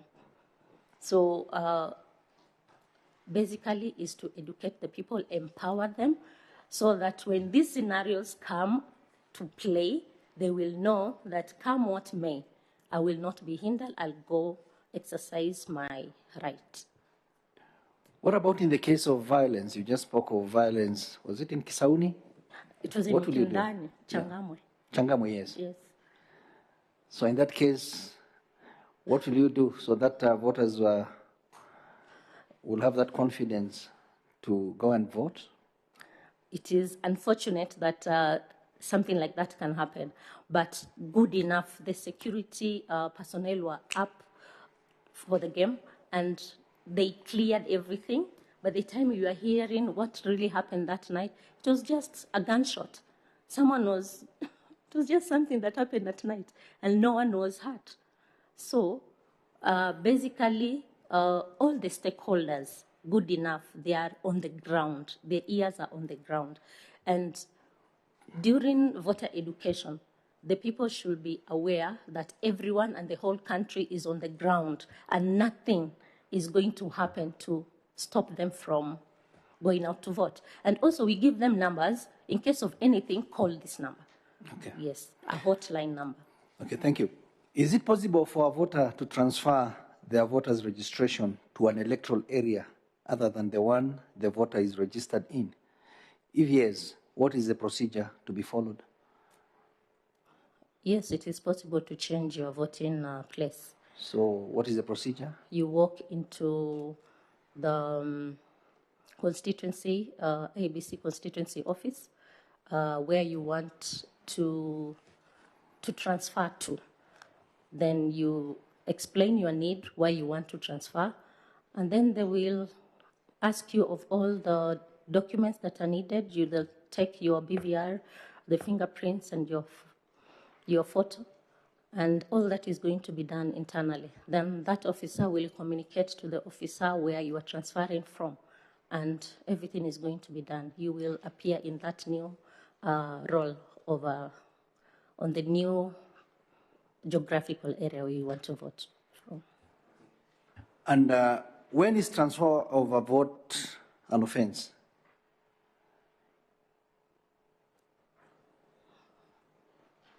When is it prohibited? Oh, it is prohibited when we have a by-election. Okay. Yes.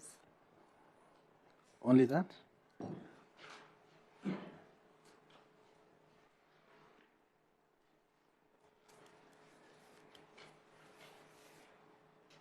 Can you, like, for example, mobilize people today that let us troop to this constituency for voter registration when there is when an election is closed? Closed? No. There is a window that is open for voter registration. So when the window is closed, Yes. no, it's not possible to transfer your vote. Okay. Thank you, Madam Cherera, and all the best. Thank you. Thank you so much, Mr. Solonka. Let me request Madam Elizabeth Mayo to ask her questions. Okay, thank you, Chair. How are you, Madam Juliana? I'm fine, thank you. I've heard you speaking. You've really talked about stakeholders a lot in everything you are saying. So what are some of the key issues do you think IBC should take into consideration while developing strategic partnerships with stakeholders for purposes of voter education?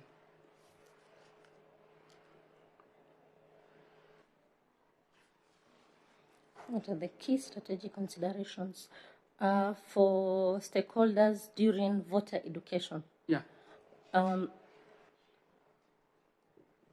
There is this stakeholder that is the educator that is accredited by IEBC to help in conducting voter education. Criteria to be used should be someone with integrity, someone with skills and competence to deliver the content, someone who can deliver the content to the audience, because there is need to be very strategic in the kind of audience that we want, especially when we're doing voter education campaigns. Yes, so there are those competences, integrity, the ethos, and then Yes, someone with the knowledge and the skills. Okay, thank you, Juliana. When you talked about your performance at the county, you've been at the county from 2014, and you're still there. You spoke of being a member of Strategic Development Committee, and what you really do is to improve performance at the county, you scan the environment and identify the gaps, am I right? Yes. After doing that, you sit as a team, formulate strategies, and oversee implementation. Now, I want you to move from the county to the commission. If you are appointed today and you scan the environment and find that the participation of special interest groups in electoral process is wanting, what will you do as a commission? Thank you, Madam. When we scan the environment and see that participation of the minority group is wanting, we'll quickly do, if time allows, we will quickly do a crash program. And for the crash program in management, I'll call it the RRI approach, the Rapid Result Initiative, whereby you give that team 100 days to perform their duties as quickly as possible to the targeted teams, if they are women, if they are people living with disabilities, that their numbers are down, but on the reality, we know that they are more than what have registered. So we'll do an RRI, and will be very targeted to these teams and where they are. Something else that needs to happen is to move to where they are. If it is Mama Mboga, you move to the marketplace. Place your table somewhere there with just an umbrella, kind of a tent, and provided that the work is going to be done. You move to the water points where they are fetching water, and you register them from there. So I will employ strategies that are really down to earth, but are very productive by the end of the day. Okay, thank you. Still on Mombasa County, you've told us Mombasa County is county number 1, the best county in the country. We still need to know why you think so. That is good. You are proud of your county. At the county, you helped in automating the county attorney's legal services. I'm right, eh? Yes. And because of COVID-19, because you wanted business continuity. Yes. If appointed as commissioner, what do you think you will do to ensure business continuity, especially on voter education during this pandemic? Oh, thank you. This pandemic has given us protocols that limit the number of people you can sensitize at a particular time in a given hall. So we will employ, I will propose to employ automated methods, yes, in that we will have more of the media, more of usage of the social media platforms. We get airtime to showcase and to educate people on the national platforms, the TVs. Then we'll go to social media, the Twitters, the Facebook, and even have some clips in the YouTube. But you see, this will be limited to a particular kind of group that can access e-services. For the people down there that they cannot access these services, we will still go out there and have several meetings in different locations. Like point A, we are meeting 100 people according to the protocols. Another team is meeting another different team at the same time concurrently, so that we follow the protocols that have been laid down, but still achieve our mandate. But we will really revamp the social media platform. Yes, and very targeted. One thing about social media is that if you want to trend, to make something trend, you have to be strategic on the time that you make this information out. You cannot trend something. For example, in Mombasa, we usually have this silent policy that if the national government is doing something major, it will take the day. So that day we will not put our information out because it will be wastage of airtime. So we let 3 days pass, then now we scan the environment again and then see that now it is conducive for us to put our information out. So that way you are not overdosing your audience with information, that this information from the national government, which is very important, and you're also giving you another kind of information down there, the county, it will not work. So being strategic and scanning environment is very important, and that is what I've been doing day to day. Okay, thank you. IEBC as a commission deals with many stakeholders, and each and every stakeholder has got different expectations. How will you manage as a commissioner to address the different expectations from the various stakeholders? Thank you, Madam. The expectation from stakeholders are not out of the box. They are not far-fetched. They are expectations that are legit, and they need to be met by the IEBC. And also, as IEBC, it is a give and take. We also expect something from these stakeholders. As much as they expect something from the IEBC, we also expect something from them. So having sensitization, coming into meetings and getting to know these expectations, that they expect us to do A and as we expect you to do B, so that we are on the same playing field. We have a compromise. If something that it is far-fetched cannot be implemented at that particular time, maybe later on, we have a platform to engage and to say the challenges where they are. So it is a give and take. It is about compromising. It is about understanding each stakeholder so that we can agree with them that for the purpose of this election, these are the parameters that we can deliver. And then we also give our expectations to the stakeholder, for example, to the electorate, that as we do this, we expect you to collaborate on your part so that now by the end of the day, we are all on the same playing field and we achieve our mandate. Okay, thank you, Juliana. Juliana, you're aware that as you try to meet the expectation of various stakeholders, some stakeholders can try to capture whatever IBC is supposed to do. They want to control. How will you deal with this? Yes, some stakeholders are really bulldozing. So what I'll propose is to have parameters that are clearly stipulated. Yeah, we say it as it is. You know, if you hide your cards under, they will now be very suspicious. But when you put it on the table and you say, until this part, the rest is the mandate of the IEBC, yeah? Like when you go to a hotel, you say, staff, customers are not allowed past this. So it is all about putting things on the table as they are. And if they have legal backing, yes, they'll give legitimate and you'll be able to stop the stakeholders to come through to that other level.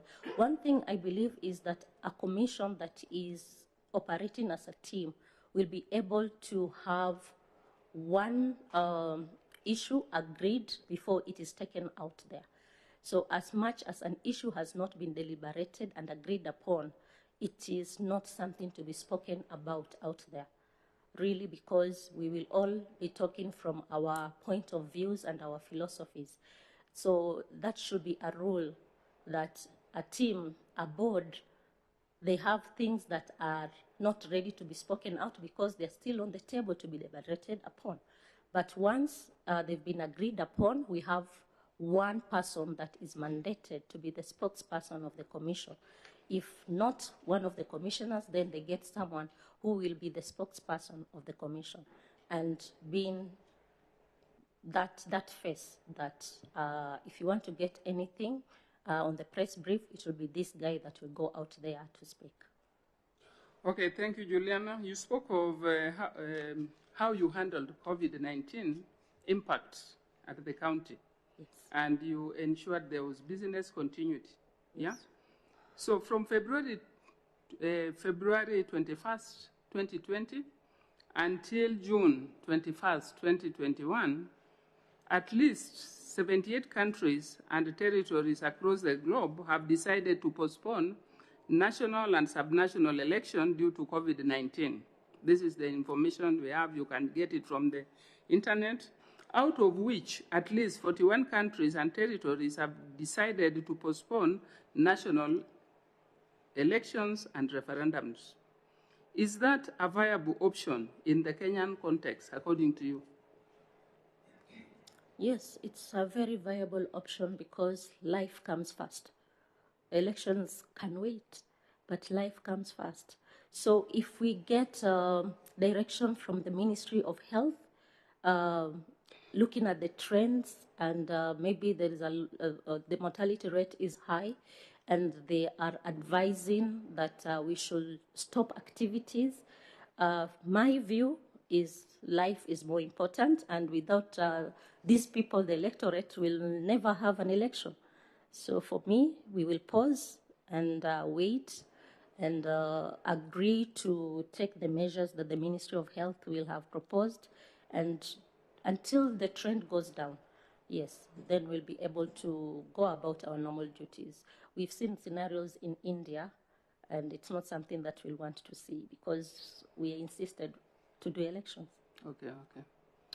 So, Juliana, taking into account that we only have less than 13 months to the general election 2022, and according to you, elections should be postponed, or you still feel it should be postponed, or you feel 13 months is reasonable enough to assess the position?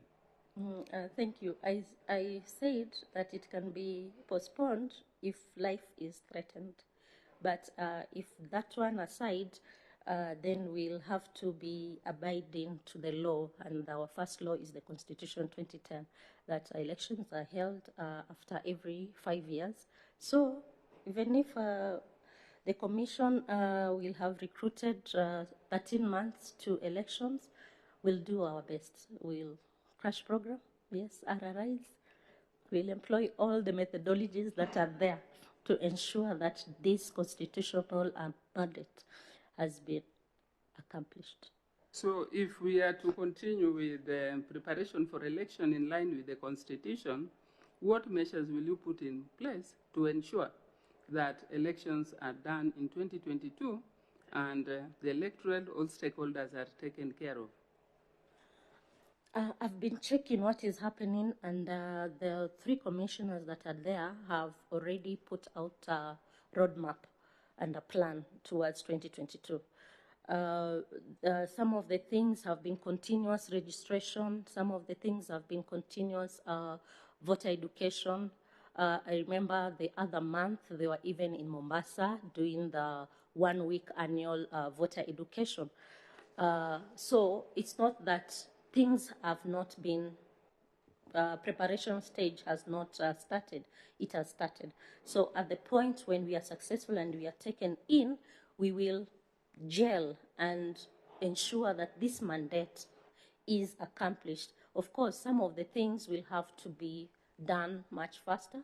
We'll employ the Rapid Result Initiative. We'll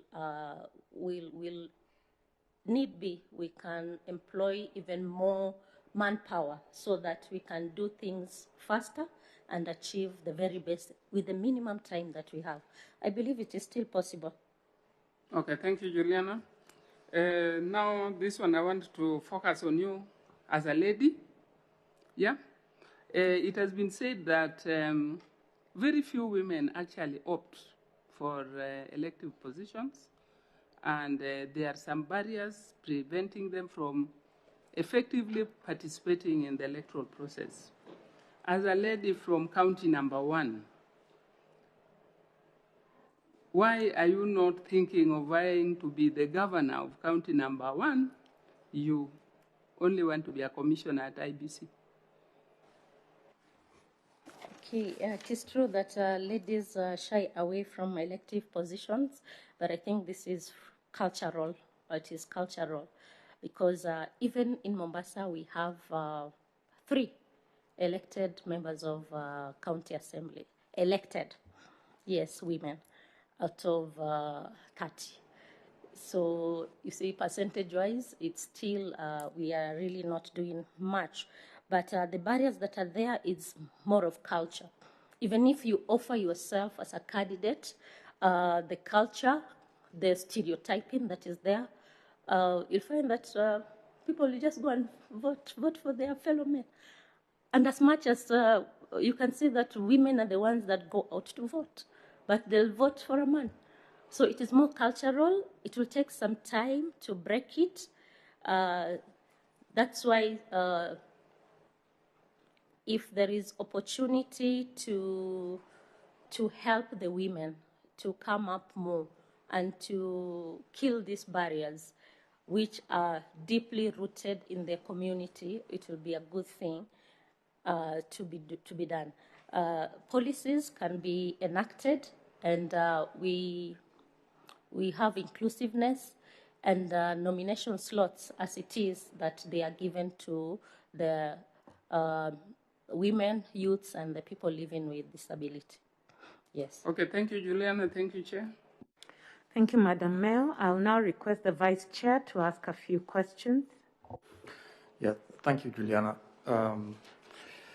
Juliana, the position we are recruiting for, and which you have applied for, is a position of leadership. Actually, leadership at the highest level. To you, who is a leader? In your eyes and in your perspective, who is a leader that would qualify to occupy that position of the Commissioner of IEBC? What kind of person? Okay. A leader is someone who knows the vision, who knows where we are going and can make people follow him to the destination. That's a leader. In my class as a SLDP student in the Kenya School of Government, we say there's a difference between a manager and a leader. A manager will seek to do things the way they are stipulated, but a leader will do what is right. What qualities define a leader? Anybody with a vision? Yes, someone with a vision, someone who has integrity, someone who is foresighted, someone who has good communication skills, someone who is qualifies in our integrity thresholds that we put in this country. Someone who is concerned about sustainable development of this country. That is a leader. This term integrity, people use it, integrity everywhere, integrity. But what is integrity to you? What is integrity? Integrity is saying one thing and you don't do the next. You stand by your word. Yeah. When you mean to do A, you will not hide and do B instead. So integrity is being true to yourself, being true to what you do, and delivering that which is expected of you. In your professional life, have you ever been in a situation where your integrity has been challenged because of a decision you made or an action or that came out of your work? Have you been in a situation where your integrity is challenged?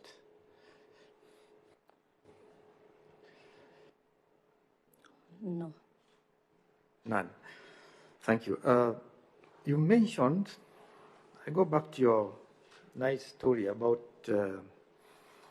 how you ended up thinking of applying for the commission, your experience, your personal experience, painful experience, some time back. Now, in your own view, what vision do you have for electoral democracy in Kenya? How we manage our electoral democracy and our democratic environment. Given that experience, what kind of Kenya do you want to see? And what kind of Kenya would you want to take to the Commission? My vision in the Commission is to see a credible electoral management body, the Commission. The Commission as it is a trusted body. I've looked at the strategic plans, the things that have been enshrined there. I look back at the reforms that have been done, the legal reforms. It's amazing. And the last election, as I check, we had so many litigations going to the court, but good enough, very few proceeded to the next level. What does it tell us? It tells us that the things that people took to court did not hold water, did not have sufficient evidence, were just hearsay. So it shows us that the Commission has done something commendable to bring back the trust. But out there, the Mwananchi does not know. Mwananchi does not know. These things are enshrined in the website, IEBC website, and unless you are inquisitive to go and check, you will see these things. So what I'm bringing on the table is to brand IEBC as a credible electoral management body that can handle elections very credibly, that is geared and has strategies to ensure that democracy in Kenya has been enshrined. We are a multi-party country, that everyone has been given fair and we call it free and fair election, has been elected fairly, and there's no one who feels like it was not credible. So that is my vision, that these young people, they will never see, it will not be an issue that we are going into election and you have panic attacks that, okay, this time round, are we prepared? What is going to happen? So I'm looking forward to such a body that it will be just seamless and flawless. Actually, coming to that, you just mentioned youth, young people.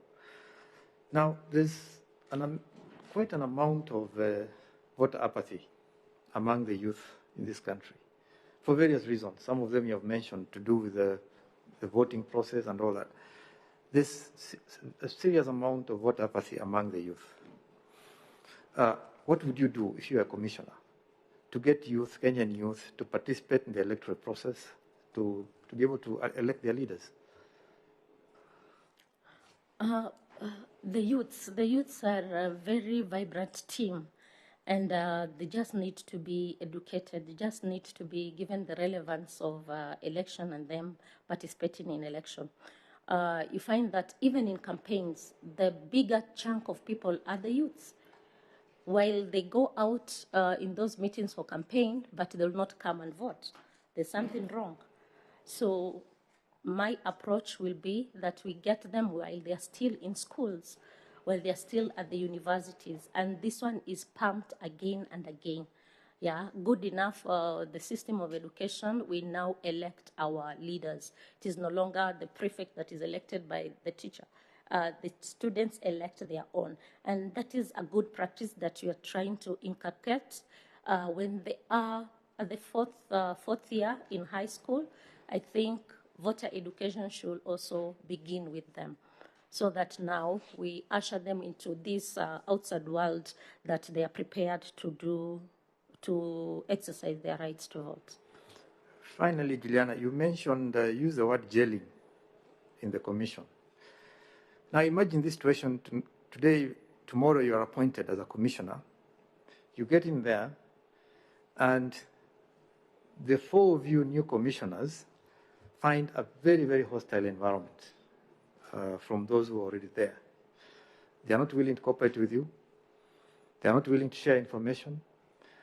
And yet, you have to work as a commission and deliver an election within a very short time. What would you do?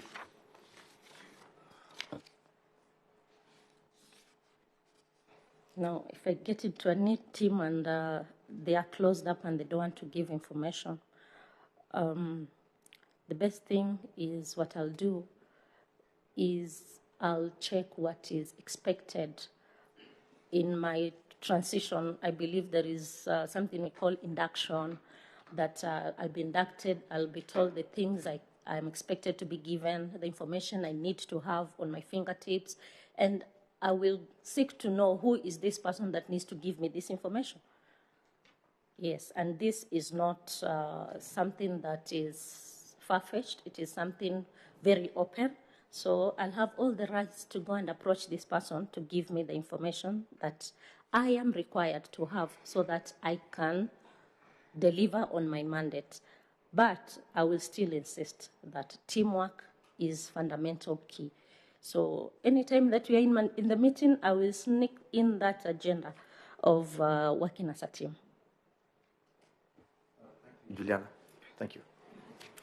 Thank you, Vice Chair. I'll now request Reverend Father Mutie to ask a few questions. Thank you, Chair. Madam Juliana, I wish to take you through a few questions. I'll begin with your CV, where you alluded to the fact that you have promoted the national values and principles of governance in the different departments that you've worked. What do you mean by this? What I mean is I was a campaigner of ethics in the county, whereby whatever we do, we make sure that it has the components of good governance. So it is already enshrined that whatever we do, we take it out for public participation. We go and tell the people what the county government has in store for them. We get their views, and their views are not just on paper. We come and enshrine into the skeleton that is already there. So we go out, get to hear them, and that is public participation. There is inclusion that is very key in our county, whereby we have many staff that have been employed that are people living with disability. So since I was chief officer in the executive for the first term of devolution, where we didn't have structures and everything else, I spearheaded the construction of the Office of the Governor, whereby it is compliant, PWD compliant. We have the ramps.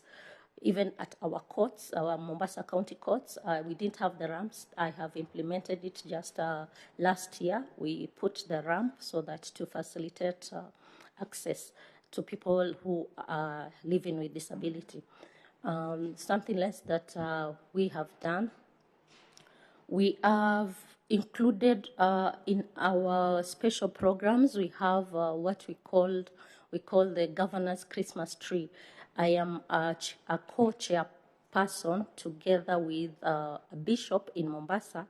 We have the Mombasa Pastors Fellowship, whereby their chair and me, we chair that Governor's Christmas Tree.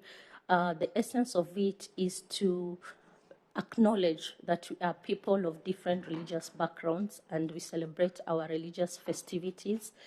So during Christmas, we light up the Christmas tree and we celebrate together. Even our Muslims, brothers and sisters come, they attend, and that one has brought cohesiveness. So the key thing in good governance there is cohesion, that we have now enshrined and made it so practical, and it is an annual thing. When our Muslims brothers are on their fasting, the Ramadan, we also have an Eid Baraza. And a colleague of mine chairs, together with the Islamic sheikhs. They sit, they have committees, and they prepare that occasion whereby we are also invited and we celebrate with them. So that is cohesion, and it is something that we have really done very well. Right. Allow me also to ask you, Madam Juliana, to identify two of the values, of these values and principles and how you would play a key role in ensuring that if you become a commissioner at IEBC, you would promote them.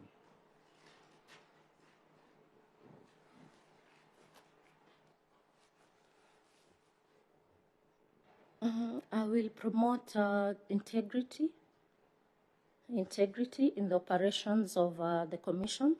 As I alluded and I said that whatever has not been agreed upon by the commissioners is not something to be discussed out there. So that one will increase the integrity, the perception that people have about IEBC, so that what we say is what we mean and it is what is going to be implemented. So that there is this, I'll ensure checks and balances at that policy level, that it's no longer business as usual, to brand IEBC so that we are accepted and we are this body that is accountable to what we say. That is one of the values I will really go for, and also put my foot into the communication bit of it.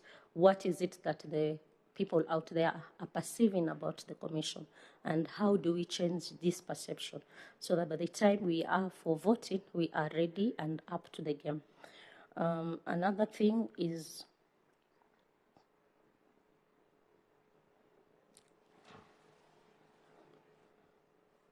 you said too? Okay. Inclusion. Yeah, inclusion. Yes, I am a people's person. I work well with people from different backgrounds and different religious backgrounds and philosophies. So I will enshrine the principle of inclusion, that as a commission we should be very targeted strategically to ensure that each and every person who is eligible to participate in an election is not left out. So the administrative wing that is in charge of this mandate will oversee to it to ensure that there is inclusiveness, and even how we employ the clerks, the people that help us during polling, during the voting day. Yeah, I will ensure that we have inclusiveness. We find that there are people who are living with disabilities, but they are able to do one or two things. It will be a nice thing to see that we have employed several of them, that during when even we have these international observers coming to observe our election, and they see such a scenario, I think it will be so fulfilling. Yes, thank you. Thank you. Allow me to ask you, this would be more personal, or what about yourself. What would you do as a person if you saw a fellow commissioner commit an illegal act if you were to be appointed a commissioner at IEBC? Your fellow commissioner does something illegal. What would you do?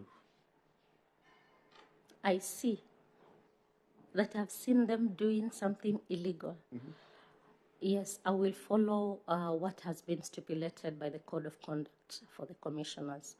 I will talk to this person and report the matter. Report where? In our meetings, in our plenary meetings, that this and this is happening.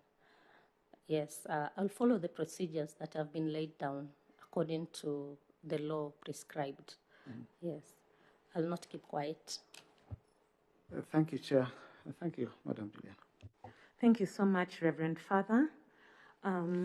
Juliana, allow me to ask you a general question.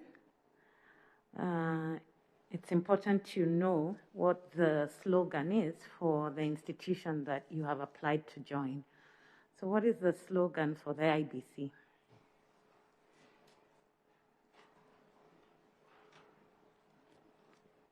The word IBC? For the IBC, I know you said you read the strategic plan. Yes. They have a slogan on their symbol. Let me share with you. It is your vote, your future. Oh. Yeah. Okay, yes, I've seen it. Okay, so with that, we've come to the end of your oral interview. Maybe I can invite you at this point in time to make some remarks to the panel, if you wish to do so. I want to register my appreciation to the panel and to every one of you. First,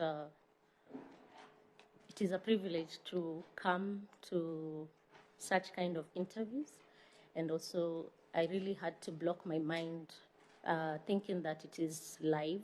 So I've really tried to be down here to look at you and to be able to answer. I think this is an experience that anyone will love to get into. Yes, thank you very much. Thank you. And also, Juliana, on behalf of the panel and on behalf of Kenyans, we also want to appreciate you for expressing the interest to serve this country in the position of an IEBC commissioner. We wish you well. Now I'll ask a member of the Secretariat to escort you. Please ensure you get your original documents and have a good afternoon. Thank you. We'll take a break now until 2 o'clock when we resume for the next interview.